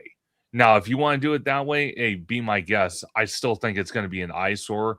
I think one of the things that a lot of people want that the other half is not really even looking at is, I kind of feel with Coco, we should have a bigger footprint of like tying into that Hispanic community that surrounds Disneyland, that what Southern California is known for. So personally for me, I would like that whole area to kind of just be that Coco Village, and then you walk across the Marigold Bridge, which is going across Disneyland Drive, and on the other side there's the e-ticket attraction. That's what I would like to see, and that's taking only a portion of that parking lot, which they can rearrange things to still have it as a parking lot and just have one section closed for that attraction. If that go ahead. I'll just say real quick, I think my gut is telling me we're going to get something in scope about the same as the Grand Fiesta Tour at Epcot, the Mexican Pavilion, in terms of scope. But I think the inside stuff, we're going to get like some fancy animatronics. Disney's on that kick right now. So there will be big, cool, fancy animatronics. But in terms of like the layout and how big this attraction is, probably similar to that Grand Fiesta Tour. It's a smaller. I just can't see them going far bigger than that. Now, I will say, look, listen, I mean, what does Disney California Adventure need? It needs kid-friendly attractions. So, obviously Coco definitely fits that bill. It needs boat rides. Definitely fits that bill as well. I think we talked about it, OG, how they could remove Boardwalk Pizza and Pasta and all this stuff. The Pizza Mama building, if you know your DCA history. I think it's very likely. Look, this is a very interesting project because Disney has been trying to cater to the Hispanic community, specifically out in Southern California, which is huge, for a while now. This is really kind of their attraction when you kind of look at it with the your eyes out of focus. That's what this is. They got to get this right. They know they need a presence. Coco's a huge property for them. Remember, they're doing Coco too. So a lot of these things are don't screw this up. Exactly. It's this area that has me concerned. I think Coco could be the greatest of all these attractions. Honestly, it really could be. But this area limits so much what they can do. If they can pull this off between the Coco stuff, the Pandora stuff. I mean, the Avengers is kind of like that was a blank slate, pretty much. That was a parking lot. But I'm telling you, if they can pull this Coco thing off and this Pandora thing off, that it's going to be incredible. I mean, the amount of ingenuity you have to really, and they've done it before, to be fair. Disney has done it before with our Indiana Jones ride and the stretching room with Haunted Mansion, all that stuff. But if they can tap into some of that creativity and give us something like that, I'll be happy. But we'll see how it shakes out. If they can pull off Coco, it could be a gorgeous thing, because visually that movie has some great moments in it. Definitely. I think if they could do it, if they can pull that off, it could be a really cool attraction. But There's a reason why they wanted desperately to redo Rio del Tiempo to Coco. Okay, they know the power of that brand. They know the power of that franchise. They know it translates extremely well. They know like everything's like it's gonna be hard to screw this up.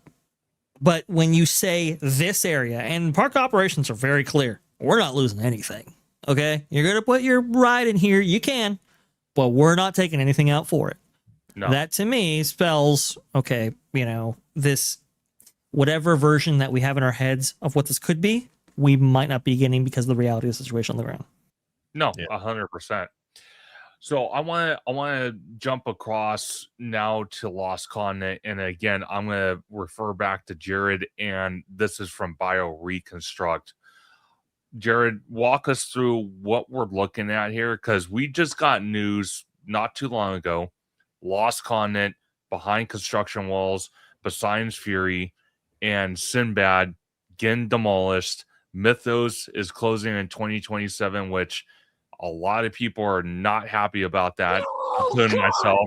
No, God, please. Sorry, go on. No, Yeah, that was very perfect. much I so. love that. Dre, I'm telling you right now, man, going in the Mythos, dining in Mythos, eating the food was like top notch. I literally felt like good.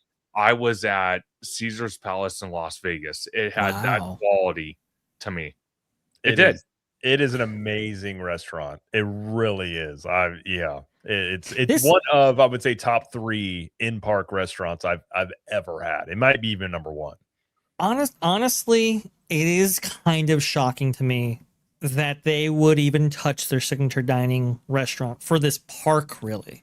Yeah. And Mythos, I mean, has been extremely successful. It you know, look, we make fun about the banner all the time, but it really was something that was looked on happily by fans, one that was received well by the general public, all of those things. And so to upend the the ecology of this theme park by sticking their signature restaurant in Thunder Falls, which was the other announcement that they made with the Mythos announcement, is kind of shocking to me because Thunder Falls is not nearly in as great of a location as Mythos was, and we can presume that they're going to keep this a dining experience, but it might not be the signature dining experience that we know, and so it's very, very interesting to me what they're doing here. I feel like Universal is like, okay, people love the food at Mythos, which is true. They do love the food at Mythos. It's amazing, right? And they're like, we can move the food, we can move the menu.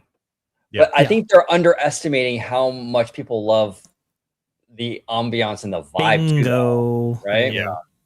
Though I think there's a chance. So I was told, like, basically, you're right, OG. Like the food and everything's just going to shift over to this Thunder Falls Terrace.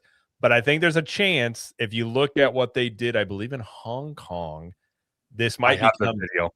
Okay, might become Hammond's, which is the John Hammond video. Yeah, I think that may be what they're gonna do. And I was told this was gonna happen to Mythos a couple months ago, and I was very upset by it when I heard it. But I think the reason they're doing it, if I were to guess, because when I was told months ago, if anybody knows, this is more than likely to become a Pokemon land, what we know now, unless Universal changes their mind for like the 15th time that they may do. But like, if you, this like that, that's what I think this may become, is like Mythos under the Hammond's name here in that area. Right. Okay. I think what they might be doing, because the question I had when they said this can be Pokemon, I was like, Lost Continent is not very big. Like, it got eaten into by the Wizarding Worlds. I was told they're going to go further back, and we can see in some of the construction pictures that they're probably going to go further back. But also, if you take out Mythos, you shift that walking path to the left, it gives you more real estate to the right side. And I think that's probably what they're going to do. And I love Mythos, but like, it probably does not fit a Pokemon theme, and that building alone is my guess as the calculation there. It's a risk because it's a great restaurant, and that banner for a long time I saw it and I was like, that banner's dumb.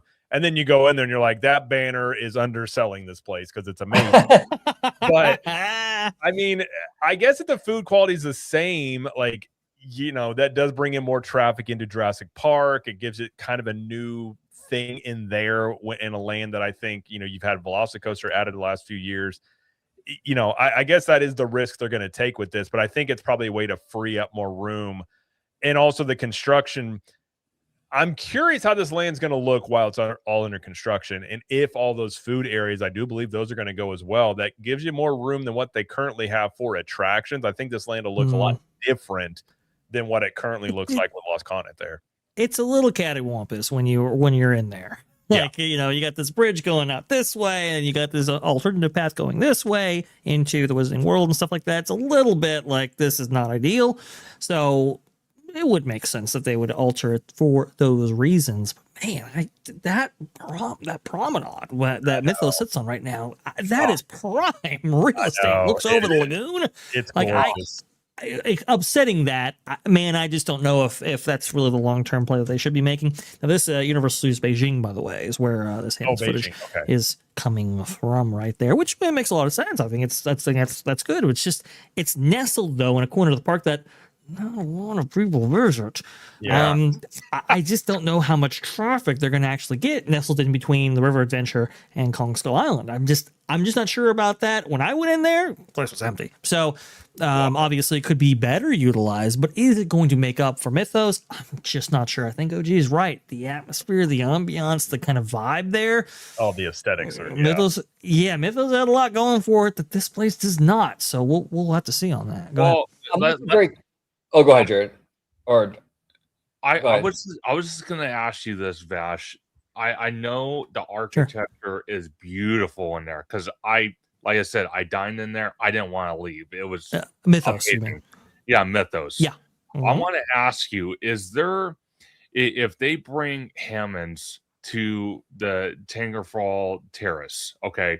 If they bring it over there and it doesn't do what it's supposed to do you think it's even remotely possible that they might move Mythos in the City Walk? Do you think that's even a slim possibility? I mean, maybe, but that now you're in a whole different domain, whole different purpose, whole different ecology. You know, it's like park is much different than out of park, right? So, perhaps, I mean, it wouldn't be on the quality level that they actually achieved with Mythos in the 1990s. There's no possible way that happens. But maybe you move portions of the menu. Maybe you call a restaurant Mythos or something, and you might evoke those same vibes. But that's as far as they're going. I think. Look, I think Theme Park Insider is completely right. That being Robert Niles there. End of an era. This was the last Land on Islands of Adventure that really evoked something that was original and unique. They're definitely stepping away from that because, well, the thing that got people in the door was something IP heavy. That was the Wizarding World, right? And they're leaning into that in every single aspect. And there is no room for Mythos under that mindset, that philosophy, right? And so I think it's Pokemon full bore. Yeah. I think they are, look, whatever loss there might be incurred with Mythos, they are looking at the numbers. They're saying, look, anything we put in here with Pokemon is going to be gangbusters business. Yeah. Whatever has to move for it is whatever has to move for it. We're going forward. I think that's exactly what they're thinking is, because I think Pokemon, we've talked about before how big Pokemon is. I mean, even if you're losing some of Mythos, which again, I hate to see it go, but I get it. If you're sitting there thinking we're bringing Pokemon here, we need to utilize this land a lot more. You know, I wouldn't be shocked, by the way. I'm not necessarily, I don't know. I agree with Vash. I don't think you'd see this going to City Walk, but perhaps you do see a restaurant go into Pokemon Land that then, they could transfer this stuff back, I suppose, if it doesn't work out here. But I guess that would be a question. But I hate to see that building alone, that the architecture of that building inside of it, like, it's like in a cave. It's just, it's so unique. Yeah, and you're never getting that again. Go ahead. Let me ask of that detail. You're not going to get again. No. Yeah, let me ask you guys a question because I'm admittedly not a big Pokemon guy. Okay.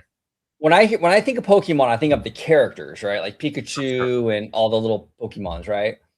But what kind of environment would you even have in this land? Is it just like a tropical island or something? Like where do they? What does that world look like even? I don't really know. I don't know Pokemon that well. I mean, it doesn't matter, OG. It's Pokemon. The brand. You just gotta catch them all. I'm telling you. Gotta get all the. That's what you got. You gotta catch them all. No, the aesthetic I think is really, really interesting. It's, to me, it's a little sad to lose the Lost Continent aesthetic because it was so unique and it was so like original. And man, walking through that was like, man, what would this place would have looked like in its heyday? Like, what? I wish I could have seen that. Never And I did. love mythology, and I agree. Yeah. I hate losing that because it's such a cool thing, like a different vibe. But I mean, this has been a walkthrough land for what 3 years at least now since they closed down Poseidon's Fury, which I will say Right. Poseidon's Fury, I really did enjoy that attraction. It was different, but I did enjoy it. But yeah, I mean, I guess it's just hard to argue against Pokemon. And Yeah, I mean, what it's gonna do. I think it might be to your point, OG. It might be an extension of the kind of theming that you have over there at Jurassic World or Land or whatever you want to call it, Jurassic Park, right? Yeah. Over there at the other side of Islands of Adventure, which would probably work. Just as a concept that bleeds over from one place to another. You might be a stark contrast from Wizarding World, but who cares? 100%. No, I was just I agree with you. I just don't know how Pokemon's gonna work. I know it has a huge fan base, and I know Poseidon's Fury and Sinbad's is, you know, they haven't been operational in a long time. But look at this. You're telling me you're gonna throw some type of Pokemon IP in this? That scares me. I'm sorry. Well, it scares me. Look, we okay. In the context of bringing one of the biggest brands in the world to this park, okay, Sure. Mythos is gonna be a casualty that they make. like it's just you know, it's just so big. If they pull it off right, I mean, whatever money that they ever grossed when it came to the inclusion of Star Wars Galaxy's Edge, it could make that look like small potatoes. I mean, that's really True. the what is on the table here. And so look at how much Wizarding World dismissed with its inclusion in Talons of Adventure. Yeah. I think everybody looks at that and they go, that's a worthwhile trade. Here, I mean, it's like everything has to go. Go ahead, Jared. Well, I was going to say, it's also not hard to get a reservation here. Like, it's not like this place is like a hard to get table. That's a fair point. Yeah. So I think even though the food's amazing and I love the place, but like, it's not like they're, you know, I don't know how much money it's bringing in, but it's not, you know, like the impossible meal to get in the park. And that's what Universal is also not really a food park at this point. Kind of like, you know, Disney World is for a lot of people. And Right. so I agree with Vash. Like you're going to trade this off for Pokemon, put it somewhere else, and they may regret it later, but I think for the potential of Pokemon, it does make some sense. Look at currently, OG, if you want to get into Toadstool at Universal Studios Hollywood right now. Oh, it's a nightmare. I mean, there's a joke in there that I'm not going to actually say on your channel, theme park Conductor, but look, you would have to do a lot of favors for a lot of people in order to get in there. It's unbelievably difficult to get into Toadstool Cafe right now. Toadstool Cafe, their food is not absolutely amazeballs, but no. You theme it correctly. You have it tied into the IP and you do it with quality, which Toadstool, I think, hits all those metrics.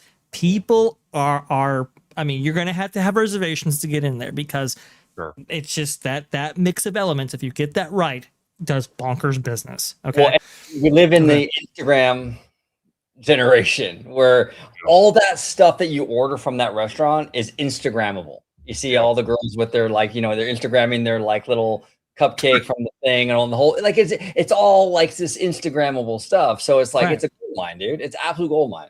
It's a gold mine. So it's like, okay, well, Mythos, yeah, we love it. We absolutely adore it. I do think if you're going to have a signature restaurant, you should, you know, you can maintain it in that space and build out elsewhere. But at the same time, I mean, Jared, they're looking at the calculus. They're looking at how much money this is going to bring in. They're looking at how profitable this exercise is going to ultimately be. If they have the right mix of elements and they execute, you know, 100%, I mean, it's you're not going to be able to walk in the door. Yeah. No. And Pikachu so burgers may not be as good as Mythos, but it's going to be Pikachu burgers, and people are going to go for it. Gold mine for sure. It's going to be. Are they? So Conductor, OG, Jared, do we know if they're getting rid of everything within Lost Continent, or are they retheming elements? Is this going to be kind of like an Animal Kingdom situation in which they kind of reuse buildings in some places and new construction elsewhere? Go ahead. I've had that question. I get the impression it's all going. Yeah. That's the impression I get. And I think when you look at all those little quick service areas before you walk over into Hogsmeade, that's what I'm saying. Like, yes. And like, I think if you look at this as a blank slate and how far back I think they're going to go, you know, I don't know if you're talking, I think you're probably talking at least 2 attractions in here, probably some sort of restaurant. I mean, you got a lot of real estate that does open up with that, but I think it's all going. I think Lost Continent I love that area when it was in its heyday, but it's going to be one of those things. It's going to be like Horizons where you're like, remember Lost Continent? How well, it's atrophied so much. So yeah. Well, can you imagine the lines for the Pikachu meet and greet? I mean, dude, that thing is going to be insanity. Yeah, especially if they actually deliver a Pikachu, you know, and you know, proper size and all of that. Like, I mean, big Charizards in some places. Like, just it's gonna be insane. So, you know, blank slate. Here we go, baby. Like they did with the Hiccup and Toothless meet and greet that they have in Epic, that thing is amazing. And if they use an animatronic or something for it, like you could have Pikachu and Ash. I know Ash is the main kid, I think, or with these other characters. Ash Ketchum. You'll have lines, 90-minute waits. I mean, Hiccup and Toothless is like a usually at least an hour-long line for that meet and greet, like all day long. We need the Ash meet and greet. We need the Misty meet and greet. We get them all in there. Like, it's gonna be bonkers. So look, I love Lost Continent. I really do. I think the concept and the idea and the heyday and this park opening in 1999, just awesome stuff. Yeah. But it is an end of an era, and we got to move on. Specifically, maybe over to Epic Universe with the open hub concept, right? Absolutely. I want to ask one question for you guys about Mythos, because the Flora team made a comment. With Zelda going into Epic, do you think it's even a slim possibility they might incorporate Mythos into that land? That would make more sense than City Walk, I think. Yeah, a lot more sense. Yeah, and you could have a nod or an homage, maybe even some of the same menu pieces, but still have it be very, very Zelda. Yeah, I can kind of see that. I can kind of see them doing that. I think the nod, like a head nod to it. I mean, personally, whatever they're doing in Mythos, do this everywhere in Universal. I mean, whatever they're doing in there, they've got it nailed down. Like, just take this concept and spread it out and teach them your ways of mythosing restaurants. But yeah, probably like a head nod, like, oh, like, look at that. Maybe there's a sculpture that kind of reminds you of Mythos. That would be my guess. Okay. No, 100%. Jared, I'm going to let you take it away, but I want to ask you, because you've been covering this lately, is the open hub concept for Celestial Park, and we're seeing these new like facial recognition scanners at the entrances of some of the portals. Can you let everybody know what the status of that is and what Universal's trying to go in the direction for Epic Universe? Well, that is a little bit up for speculation. We do know they have been testing at Dark Universe and I believe Ministry of Magic periodically facial recognition to get into the portals. They haven't said specifically. There's like, oh, it's a test. But we did have today, someone did, I think it was in the Universal AP group. I can share my screen here if you want me to. Yeah, please. That'd be great. It's making me do. Okay, here we go. This is from the Laughing Place. And it says, this all came from, there was an Instagram post that was from Premier Beauty Shows. So with the facial recognition scanners, people have been speculating. It's been a rumor before Epic opened that they could have this open Celestial Park concept, kind of like a City Walk 2.0 sort of thing. Universal hasn't said anything about it, but it's always been floating out there. And then this post popped up today. It says from Premier Beauty Shows. And it says it's a sponsored post. And I'm going to read here. It says, enjoy an evening of complimentary admission to the Celestial Park area of Universal's Epic Universe, where you'll have access to a variety of dining, shopping, and live entertainment. complimentary self parking available after 5 p.m. You just have to show your Premier Orlando Conference badge. So this is specifically for this conference in particular. Correct. But it fits the roadmap of what has been speculated with an open social park concept here. And so I think all signs point to them doing this. When you look at, like we were just there on Thursday, it is not difficult to get these reservations, especially in the evening time, like Atlantic or any of these. And the food's really solid, but like they can't get more people in this park that are going to get in lines, because the lines and the wait times are an issue here. It's just ridiculous. Yeah, it's insane. Like all day, we literally, I mean, you're dodging wait times all day long. So I think triple digits in a lot of cases. Yeah.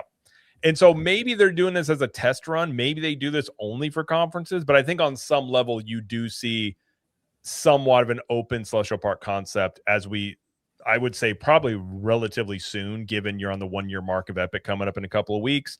They're going to want to show more revenue because they just came off all those monster quarters, and you're not going to see these more than likely 20% growth in revenue quarters now, but they don't want to show like stagnant, it will be stagnant. Right. They don't down. I think that stuff like this and like after hours events at Epic Universe, which I think Jay told us the other night, that's something that they're definitely looking at doing. Yep. I think they're going to do stuff like this to try and just get more revenue without impacting the wait times in the park. And here's my only concern though, like with it, is that because you have people paying to get into this park, right? You have that admission ticket, but now the people that pay to go into Epic are now fighting for reservations for people who didn't pay. Yep. And that's a little bit of a problem. You know what I'm saying? You gotta respect your paying audience, undoubtedly. Go ahead, Matt. Yeah, but you gotta definitely respect the people that paid $200 to get into that park that day. And this is why it's a very regulated test. I mean, this is really a test, I believe. I think Jared got it smack on. This is a test for larger things, and you prioritize the guests that actually paid there up until a certain, portion of the day, and then you switch it up just a little bit. And Jared is exactly right. They're wanting to post quarter over quarter growth, year over year growth, right? The only way you can really do that for a park that's so capacity limited, that as this is to open up portions of the park that can accept more guests. Like Jared said, I think these restaurants have availability. They know that these are the levers that Universal is pulling in order to post those gains. And so they're starting out with a small scale test first. They even said, like, you got to show your badge, all of that, get you in and go. The roadmap, I think, is clear. They eventually want this to be an inverted City Walk 2.0, but we'll see how this goes. No, 100%. And Wizard actually brings up an interesting comment. He says restaurants are empty after 6. They need the open hub idea. And one of the things I kind of like about it, but I don't like about it, is exactly what you're just bringing up, Vash, with people that pay the money to go in here, right, compared to someone just walking in. It's almost like Epic Universe is kind of going back in time, because my dad used to tell me with Knott's Berry Farm, they had this concept where you can just walk in the Knott's Berry Farm. But if you wanted to do any of the attractions or entertainment things, they were separate charged. Exactly. And that's what Epic Universe is going into. Right. And the other, go ahead. Well, that's how Knott's Berry Farm started. Knott's Berry Farm, the park, really, and all their attractions were organically added to the chicken restaurant, because the lines for the chicken restaurant were so insane. Walter Knott was like, hey, man, let's go ahead and give them something to do. Let's go ahead and provide them entertainment while they wait. And that's how that started. And even at that time, every single location that you wanted to go to was separate admission and actually operated by other people, which was very, very interesting. It wasn't all Walter Knott at that point. I believe the gentleman who built the what is it? The Knott's Mine Train. Was very. He revealed a lot of these details and stuff, and how that Knott's Berry Farm used to work. Very fascinating stuff. But look, this is kind of going back in time because, well, the concept for Epic Universe and the concept for this kind of inverted City Walk 2.0 actually dates back to the 90s and early 2000s. It's just that they didn't really have a park that could facilitate that. And this park is built to do this. This park is built to feed customers, twice an evening, 3 times an evening. If you have like a corporate event or a land buyout or an after hours party where you can just segment lands or portals and so forth, this park is built to do that. Well, Val, everyone at home, you can look into the OG55 archives from like 3 or 4 years ago. You and I were doing videos on that Absolutely. concept, right? Yep. Back in the day. Yep, because this park was built to do it. This park is going to do this. And it's also right near the Orlando or the Orange County Convention Center, which I don't know if it's number 1 or number 2. It's one of the biggest ones in the world, and so that is one thing they wanted is like the corporate income. That's why they're building that park expansion for probably corporate stuff there as well. So that is a part of this park. I completely agree with you guys. Like, you got to give somehow a preference to the paying guest, whether that is that they get priority for reservations or whatever that is. True. That's the thing I was thinking about. Like, if I pay $200 to go here and I'm like, I want to go to Pizza Moon, and it's, the line is out the door, all of a sudden your options are limited when you paid to be there. And I think that's the struggle with this. I get it from a business standpoint. You got the availability, you want to make more money, but and I do think Universal is pretty good at balancing the guest experience in that way. They're pretty receptive to the feedback. So I think starting out with a small test here, and maybe this just sticks to corporate events for a period of time as they test this. Maybe this becomes an AP thing where APs, if they're not going to do an Epic Universe AP, I don't imagine. We talk about that, Bash and OG, about how I don't think those surveys went very well about a park reservation system. But if you say, hey, if you're a Universal AP, Celestial Park after 6, you can go in here and hang out. There are ways you can do this to where you just don't have like the hordes of Orlando coming in at 6 o'clock to go in here, but you still got to figure out a way to like make this work for your paying guest and that they're happy and will have good, a good feedback about it. Well said. And Wizard brought it up here. The paying guest is leaving early. One of the reasons is because this park needs a nighttime entertainment package. Yes. That's what gets people to stay longer, which they're investing in right now. But that's what this needs as well. So that'll change too. And that's the thing too. Like, how much demand do we expect when that nighttime entertainment package is activated, right? Like, that changes the ecology once again. Go ahead, OG. Yep. Well, and Florentine brings up a great point. And he's saying this will kill Epcot because literally why anyone has to pay over $100 if all you want to do is shop and eat. That's a good point. I mean, honestly, I can kind of see his point here with this, where this could cut into Epcot and all that whole season, Well, and I can see Epcot potentially picking this up. Here's the thing. When was the first annual pass Disney ever had? The very first one. Was it Epcot After 4? Well, yeah, sort of. No, you're right. It was 1982 with the opening of Epcot because everybody was looking around going, we got a lot of restaurants here. We got to fill this place up. What are we going to do? So they looked to locals to do that, right? And they started the annual pass holder program in order to facilitate that. But if Epic changes that dynamic and says, hey, look, listen, we don't care if you pay it or not. You can come in after 5 and come on in and enjoy all the activities and stay around for the fireworks show. And hey, if you want that dining package at Atlantic or whatever in order to get a front row seat, be our guest. Go ahead and do that. That's what's playing out right here. And there could be potentially a re-envision of Epcot that says, hey, let's just open the back of this park up to everybody. Get those restaurants full, get people staying there for those fireworks packages, and go forward with there. It is possible that Epic shakes things up, and that will be good thing for everybody, I would think. Yeah. It makes sense. That's a good point about the fireworks packages, because those restaurants will start selling those like crazy. So if you're looking at bumping up your revenue, that's an easy way to do it, along with other people coming in. Yes. I mean, it makes sense, and I think they'll find a need, some sort of area to do that. But like, if they do cut into Epcot, that would be very interesting. I didn't actually think about that aspect of it. Right. But in like one thing I think Celestial Park is perfect for is some sort of food festival. I've said this from the moment I walked in there. I was like, oh, dude, you could set up booths in here. You could really see them start because Universal's not, they're not at that point. Like there are people that go to Disney that just go to eat and do the food and do all that stuff. Oh yeah. They don't really have that at Universal too much, but if you start really going into the foodie crowd here, they have those restaurants in Epic Universe. I will say the ones that I've had are great. And so if you have the good food, you start turning this into a foodie thing. It also helps Universal's image in that end. Maybe eat into Epcot, but at the very least, I think their main priority is going to be they want to show more revenues. They can't just jam more people into this park as a thing. And one thing they could also do, you come in after 5 and say, hey, while we're here, I want to go to Dark Universe, sell some discounted tickets, get a couple more people coming in. Like, right. It could be a way to really feed more traffic into the park itself and also just make money on the food and drinks and stuff like that.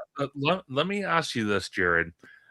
If they do go forward with the open concept idea for Celestial Park and they have people coming in for the shopping and the dining, one of the things that we're still missing from when Epic Universe opened was those 2 restaurants off to the right-hand side of the park. That was supposed to be an Italian restaurant and a Mexican restaurant. What's the progress of that? Has that moved the needle at all, or is it still stagnant? They're supposed to open sometime this year. So I think probably by the summer or fall. They are supposed to be slated open this year. So they're going to have and this probably feeds into the whole thing, they're going to have even more restaurants, and they already have restaurants that are not full toward the end of the evening. Sure. That may be why they could be ready now. They may just be holding on to them just because they don't have the foot traffic currently to support that many restaurants without an open concept. And that really could be the thing there. But I think if you look at it too, like you got the fireworks show coming up. If you implement this all at the same time, you're going to have massive crowds coming in to check out the fireworks show, people eating food, getting merchandise. Like, it is a way that they're going to be able to bump up their, definitely make more money from this park, especially in the short term before these expansions are done. Yeah. That is kind of the reality they're looking at. So maybe you take a little bit of a hit on the paying guest enjoyment. Maybe you try and figure that one out. But at the same time, if you're making more money, that may be a compromise they're willing to make in the short term. Let me ask you guys this real quick. Is with Epic Universe, because it's kind of it gets the crowds, it gets busy in the morning, but like Wizard said, a lot of the crowds leave mid-afternoon to late afternoon because there's too many e-ticket attractions that attract long out, like several hour lines, and there's not enough smaller attractions to accommodate. Do you think when they start building the expansions, they start adding the smaller attractions and they incorporate the Universal Annual Pass for Epic, it will jumpstart Epic Universe to a whole nother level? Because now you have more to do. You have both the big e-ticket attractions, the smaller attractions, and then you have this open concept idea for Celestial Park and a nighttime entertainment show. I would argue you don't even, once you get all that stuff in, right? Once you get the nighttime entertainment package, once you get in more attractions, more filler attractions, you need more stuff to do, then you don't need the open hub anymore. Because now you have a full park. Because now you can do APs and the whole thing. Yeah. No, I think the open concept would be a short-term thing. Because I do agree. Once you've got, I think the full capacity of this park is around 50,000 guests is what they want in here. So if you're, oh God, I could never imagine 50,000 guests in that park. I know. It's never imagine that. You're gonna have to, like, one thing that's part. I mean, they need more. They still haven't done the entertainment stuff in Celestial Park that they were going to do. I don't know where the status of that is. That's something you could bring in here, but you definitely need more. Just like we went to Magic Kingdom yesterday for Mother's Day, and like Mickey's PhilharMagic stuff like that. That you just pop into 20-minute shows here, whatever. They definitely need more stuff like that. And I think, listen, you talk 10-year timeline. I mean, this park is Universal's Magic Kingdom. That's what they want it to be. They want it to be their flagship park. So like they're going to continue to invest and add to it. I think within 10 years, 15 years, it's going to be a park that probably battles it out in the top 5 when you're talking about long term. But that is, I don't know. I'm curious if they anticipated these wait time issues with all the restaurants they built and planned on building, or if this was something that popped up and they were like, oh no, we have these wait time issues. Like, I would love to know if they knew this going in, but it's definitely an issue. I can tell you, like, we were there on Thursday. Like, I still love the park, but my gosh, like, it's just all day. Even Yoshi's Adventure, I mean, it posted a 50-minute wait. I only waited 25, but still, for a ride like that, it should be 15 minutes, 20 minutes. Especially an Omni mover. Yeah, it's just a very short Omni mover. And I think that's the thing here. It's like, but here's the thing I'm curious about. We all know like filler attractions are needed, but like in the modern age with theme parks, if Disney or Universal, which is funny to me, like a lot of the timeless attractions are these dark rides. They're very simple, but if they're like, hey, we got a new dark ride in here, it's a kiddie ride, I feel like they would get lambasted by the internet, but it's something these parks need. Like, not everything has to be a big attraction. You do need little things here and there.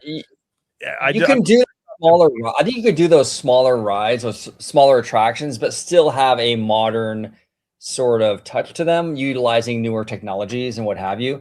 Yeah. You know what I'm saying? So, like, for a perfect example of this, actually, a perfect example out here in California, in our Cars Land, we have the Luigi's Dancing Cars. Yeah. Roller Roadsters. Now that's a trackless vehicle that spins around and goes around like a little area. And it's very much like a next generation teacup ride. Yeah. But it's new enough and technologically advanced enough where it's like, oh, that's kind of cool. That's different. You know, I think if the Epic Universe does that, another example, their carousel in that park. I was going to mention that. That's the same thing, right? So I think stuff like that is kind of how you approach that. Because I agree with you, Jared. You do not want to put like another Dumbo in there, like that kind of ride. Right. It has to be different, you know? So, well, it has to fit that epic motif. So it's got to be a kind of celestial, depending on where they put it, if it's in a celestial park. But I think that's the challenge they have. And I'm curious how they address it. Like, obviously, like I've been told that the Ministry of Magic expansion is going to be a broomstick ride.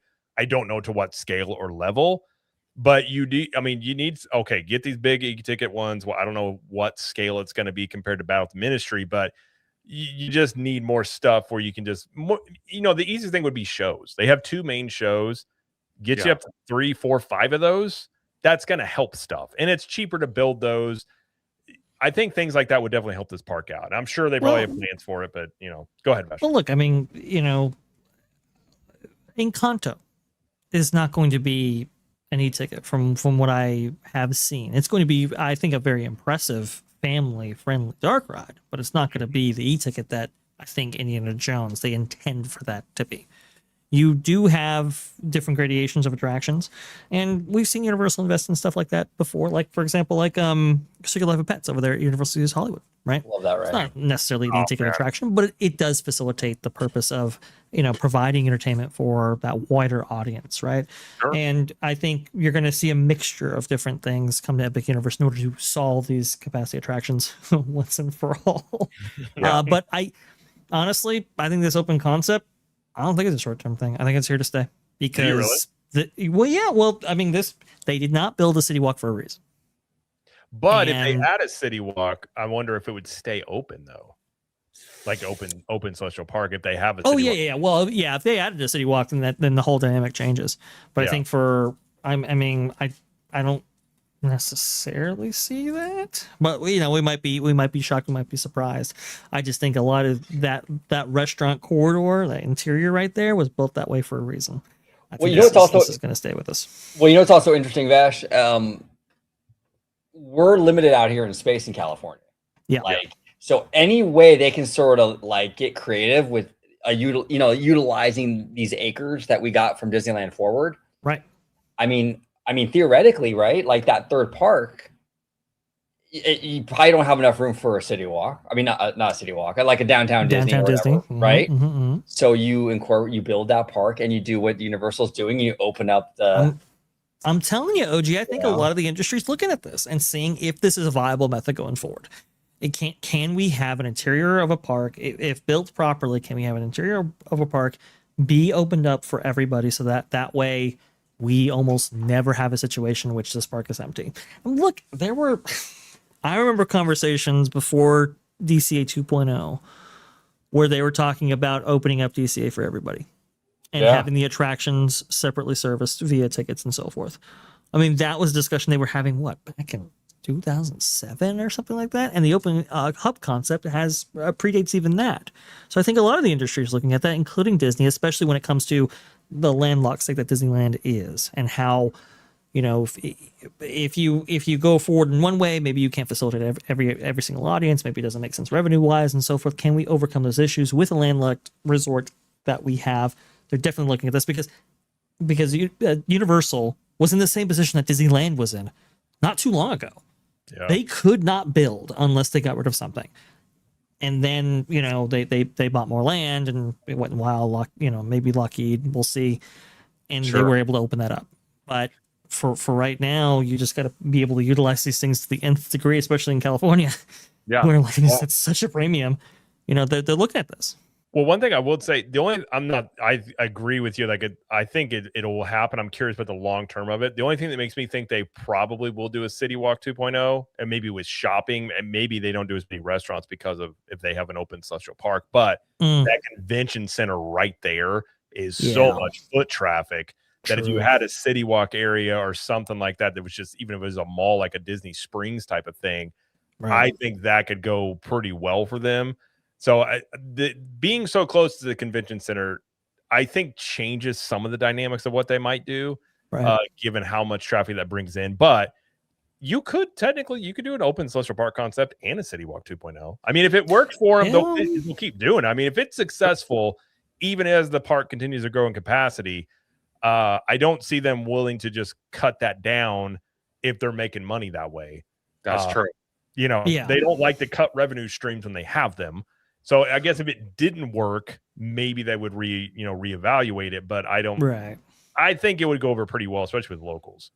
Well, let me bring this up because Vash, you actually brought this up with Epic Universe with Celestial Park possibly being an open concept, and Epcot maybe dabbing into that, because me and OG, I know OG is going to get excited.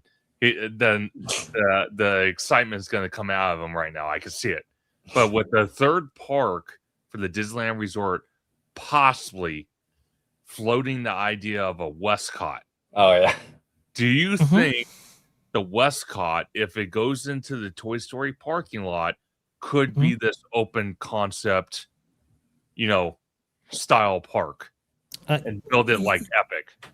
Yeah, I mean, Westcott featured some of those things, by the way. Now, not quite an open concept like we're seeing in Epic, but remember the restaurants and so forth, they were supposed to be on the lower floors of these hotels that would provide a barrier around there. They would provide a berm around this whole thing. Absolutely fascinating. It's construction. I think that's the smartest play, honestly. I think with the third park, it's the smartest play. If, in fact, you don't get your hands on the garden walk, which... when you look at the layout of what's actually going on there, it just makes so much sense to get the garden walk. But if you don't actually end up doing that, the smartest play is to basically do a Westcott type concept. Now, they probably theme it differently. They wouldn't do the Westcott thing, but it would probably be a grab bag of different experiences like we see there. But having hotels encapsulate the park around. Oh man! And having your interior corridor with attractions, or maybe even attractions that actually are on the lower floors of these hotels, and those are the show buildings, and up above you have your rooms and so forth. That is absolutely a thing that I think they're pursuing, because the problem with Disneyland currently is that they do not have the hotel space that Walt Disney World or basically any other place enjoys. In order to, and we were supposed to get it with Cars Land and DCA 2.0. We were supposed to have new towers. We were supposed to have new hotels go along with that. And they just never built them. And the problem is when it comes to these new attractions, these new additions, you have to be able to capitalize on them revenue-wise. One of the biggest ways to do that is your hotel inventory. They need it desperately. To have a theme park resort the size of Disneyland and only having 3,000 rooms is insane, legitimately insane, especially OG, you know that area very well. Look at how many new hotels have gone up around them. Oh, It's bro. crazy the amount of investment that they've actually made in hotel rooms all around there. And yet Disneyland only has 3,000 rooms. It is absolutely insane. It's insane. And we've seen Disney incorporate the Grand Californian into DCA, right? Years ago. Yes. Yeah. And then we've seen even more recently with Tokyo, which actually, ironically, a lot of the Imagineers that worked on the Tokyo projects are actually working on our stuff, which is encouraging. Very encouraging. Yes. That's encouraging. Yeah. I think, what is it? The Imagineering head that oversaw Tokyo is now overseeing Anaheim or whatever. Yeah, right. I did see that. But look, I mean, Tokyo has 3 hotels now that actually, provide that barrier around those parks. Yep. Disneyland Paris, the Helios, Grand California, like it works. And we're hearing that Magic Kingdom might be thrown into that fray too. We'll have to see about that because remember that just came out recently. The hotel in a park concept, and maybe even including the open hub concept, I think is the way to go for very land restricted operations. Disneyland is prime for this. Tony Baxter got it right 25-30 years ago when he pitched the living the dream. That's what they called it. You would live kind of in a theme park. Your lower levels would have your shows and attractions. One day I got to do a show on Westcott because it defies. I'd love to be part of it. It's so brilliant how they laid that whole thing out. But that's got to be the plan for Toy Story. I can't see that just dedicated to resort space. I think the flex space kind of permitting that they got is there for a reason. Well, and it's the future, right? Like over in my area, they actually demolished a mall and an AMC, and they're building like this Rams village, and it's there's a training facility for the Rams connected to this thing, but part of this whole Rams village, they're gonna have like retail and hotels and residential and everything. It's like all like mixed use stuff, right? Mm-hmm. And that's close to me, but like honestly, you're seeing that kind of thing everywhere in this country. Even OC Vibe across from right? OC Vibe is going to be the same kind of mixed use thing. So it makes sense that theme parks are going to get in on that, right? Where you have attractions and retail, hotels all built into these things. And you need to when you're limited on space, So go ahead. Yeah, I think this is the future. Well, see, it's interesting you mentioned that because I told you this a long time ago, OG. I've never told you this, Vash, but this would be my idea if they could pull it off because obviously Disneyland Forward is a 40-year project. So obviously stuff's not going to pop up overnight. It's just not. So if you look at the Toy Story parking lot, even if you have Garden Walk, but if you have the Toy Story parking lot, what's adjacent to the Toy Story parking lot? You have the Anaheim Convention Center and that whole plot of land with the hotels. Now, the Anaheim Angels, I call them the Anaheim Angels, even though they call them the Los Angeles Angels. I don't understand that. Do they really call themselves the Los Angeles Angels? They do. It's stupid. What? Yeah, they do. It's weird. It's dumb. But they've been flown the idea of, possibly relocating somewhere in Orange County. So if they got rid of the Anaheim Stadium and somehow they took out the Anaheim Convention Center, all those hotels, moved it to that footprint of Angel Stadium, that would make the Toy Story parking lot a legit park because now you have the Toy Story parking lot and you have the adjacent parking lot or the lot where the Anaheim Convention Center sits. And I kind of feel that the Garden Walk could be a hotel like the Contemporary, and you expand the monorail. That's what I think Disney should do. Dude, that you're speaking my language. I would love something like that, dude. That would be incredible. And I think the Garden Walk thing will eventually happen, by the way. I think the reason why they haven't bought it, I don't think they want to babysit the retail. Like, I don't think they want to take care of it for 10 years or 15 years. Yeah. You know, I think they're just going to swoop up and get it when they're closer to actually like using the space. Yeah, Go ahead, Josh. I walked in there and it's like a dead zone. It's Oh, horrible. there's But nothing. Except for that club. That's the only thing that makes any money. Yeah. Go ahead, Brad. Right. What's so weird about that is that I think it's come up for sale like a couple times, and Disney balked every time. And it just, when you look at the layout of how this all works, it's so clear. The garden walk is your connective tissue between the Toy Story lot and the Eastern Gateway and to your Disneyland proper. Like it's just like, it just makes so much sense, too much sense to just leave it out there and not actually do anything with it. It's just, you're never going to find that grouping of land again. They should absolutely purchase it. I think you're right, OG. I think there are some problems with having to, facilitate leases and all of that. And and there's some complications there, but still, I mean, it's just like, it's the other problem too, is that once you have more attractions in the space at Disneyland and maybe even Toy Story Land or whatever, now Garden Walk, that goes up in value, not down.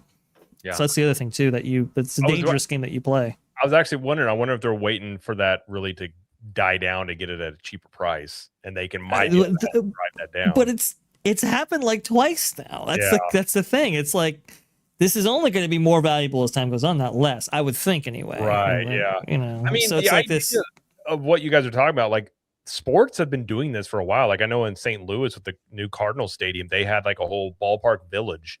It was like shopping, hotels, like you're seeing them all do this. So it makes sense to bring that idea into a theme park setting where you've got all this built. I mean, it almost makes way more sense in a theme park setting than it does for a ballpark, to be quite honest. Yeah. Maybe the Rams will buy Garden Walk. I never know, right? Rams Village OC. You never know. That would be so weird, but it wouldn't shock me, I guess. No, 100%. But everybody, gentlemen, amazing time. Vash, I'm so happy you were able to make time out of your busy schedule to make this live stream. Can't wait to do more content with you. I want to thank everybody in the chat, especially the people that did the super chats. We got Kiki and Luca. We had View 85, Cool Guy Green 1, and everybody, including again Kiki and Luca, that gifted the memberships. Thank you guys so very much for watching this week of Conductor Sunday live stream. Obviously on the Monday. But OG55, I'm going to start with you. Where can everybody find you on social media? And thank you so much for joining. Yeah, it was a really great time talking all this nerdy stuff with you guys. As always, I want to thank everybody in the chat as well. Thank you so much. But you can find me right here on YouTube, Orange Grove 55. You can also catch me on Instagram, Orange Grove 55, and you can catch me on X, Orange Grove 55. Love it. Jared, always great to have our East Coast correspondent with us. Thank you for joining. Thank you for staying up late. I love those shades, man. Those shades really fit you. There we go. There we go. Shades. There we go. Yeah. There he is.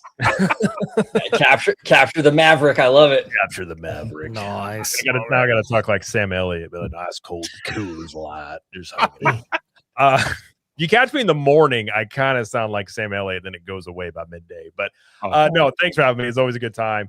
Love hanging out with you guys, talking about this stuff. And you can find me at Cap the Magic, like Theme Park Philosophy said, links in the bio.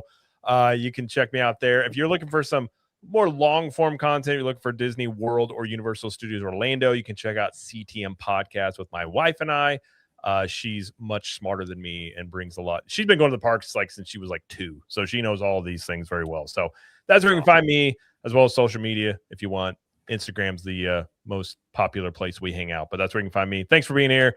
Appreciate it, and looking forward to the next one. Absolutely. And the one and only Mr. Vast Sky from Vast Sky Parkcast. Thank you again for joining and taking time out of your busy schedule to be here tonight. Where can everybody find you on social media? Well, the best place to find me is going to be on X at Vash Sky right there. You can go ahead and Follow me there to get all the latest updates of what we're doing and maybe my thoughts about all things theme parks, which, by the way, we're going to be covering on Wednesday at 2 p.m. Eastern following that Park Place. We're going to be talking about this Jeff Valley situation right here and what that all means for Walt Disney World and its future and maybe its present. Oh, it's very interesting stuff indeed. We're also going to be talking about the state of Fantasmic right now. Boy, is that in terrible shape over there at Disneyland Resort. That's not good. The Disney company also patented this new AI, I guess, powered dispatch system or seatbelt checking system right there. We're going to be talking about that as well, along with a whole lot more news and coverage that actually emanates from the week. And then on Saturday, we do a special show, that being for the Sky Watchers, the members of Vash Sky Parkcast, with Vash and Vixen. And this week, we're going to be talking about Disney's history with Polynesia. Very interesting stuff if you actually, look at it on a what is it, elongated timeline. Very cool stuff. You want to go ahead and join us for that, you got to become a member. But $2.99, I think it's reasonable for that show, because boy, we just love putting it on for you. So please go over to Vash Sky Parkcast, subscribe now. We are very close, actually. I just checked the numbers. Very close to 5,000. So become the part of that 5,000 club. Get on in. We do some great stuff. Thank you so much, Theme Park Conductor, for having me on. Ash, real quick, before we get out of here, can we get one Christine Waistlines McCarthy before we leave? Oh, Christine Waistlines. Oh, do I have it on this one? Let me see if I do. Let's see. I hate to put it on the spot, but it's still good. wait, is that? It's Robot. I do believe, and then what? Christine Waistlines McCarthy. I believe is the thing, right? There she is. So, I love it. Man, Oh my God. it's so crazy how she said that. I do have the audio of her saying that. I just haven't played it anywhere. But so insane. Look, guys, executives, man. We the internet never forgets, and neither do I. The only guy that could deliver that line without getting hate is Arnold. He's like, your waistlines are too big. Okay, you people, smaller portions. Okay, all right, Arnold, we get it. Reducing portion sizes. Yeah, Exactly. But now with Christine Waistlines McCarthy gone, we might have to update that to Dana. That's true. That's true. Oh boy, that's keep it relevant. You know what I'm saying? Yeah, you gotta keep it relevant. keep it balance all the time. Keep it relevant. Oh wow. But I want to thank our amazing guests, everybody in the chat, for watching tonight, and you guys have a wonderful night. You as well. Thank you. Oh.